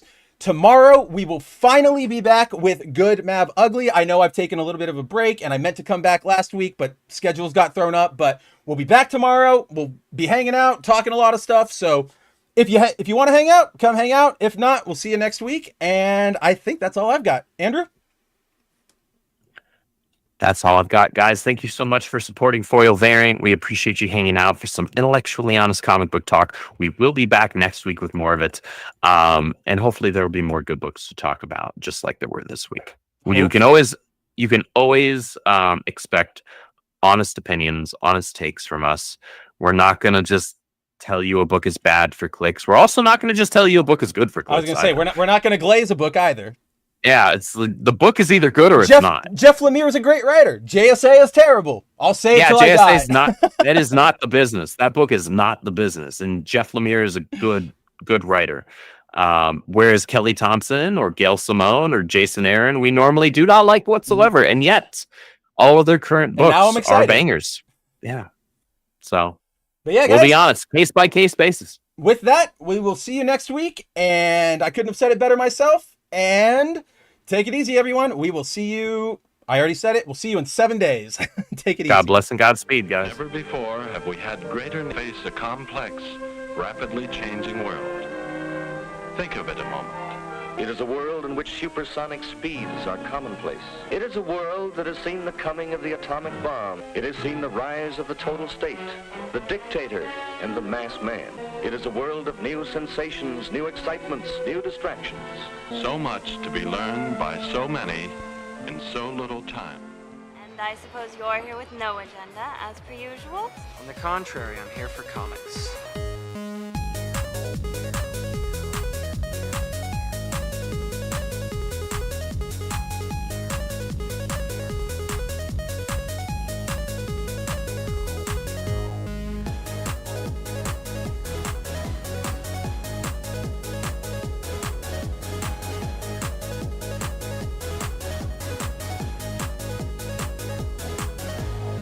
How's your comic book collection, Brody?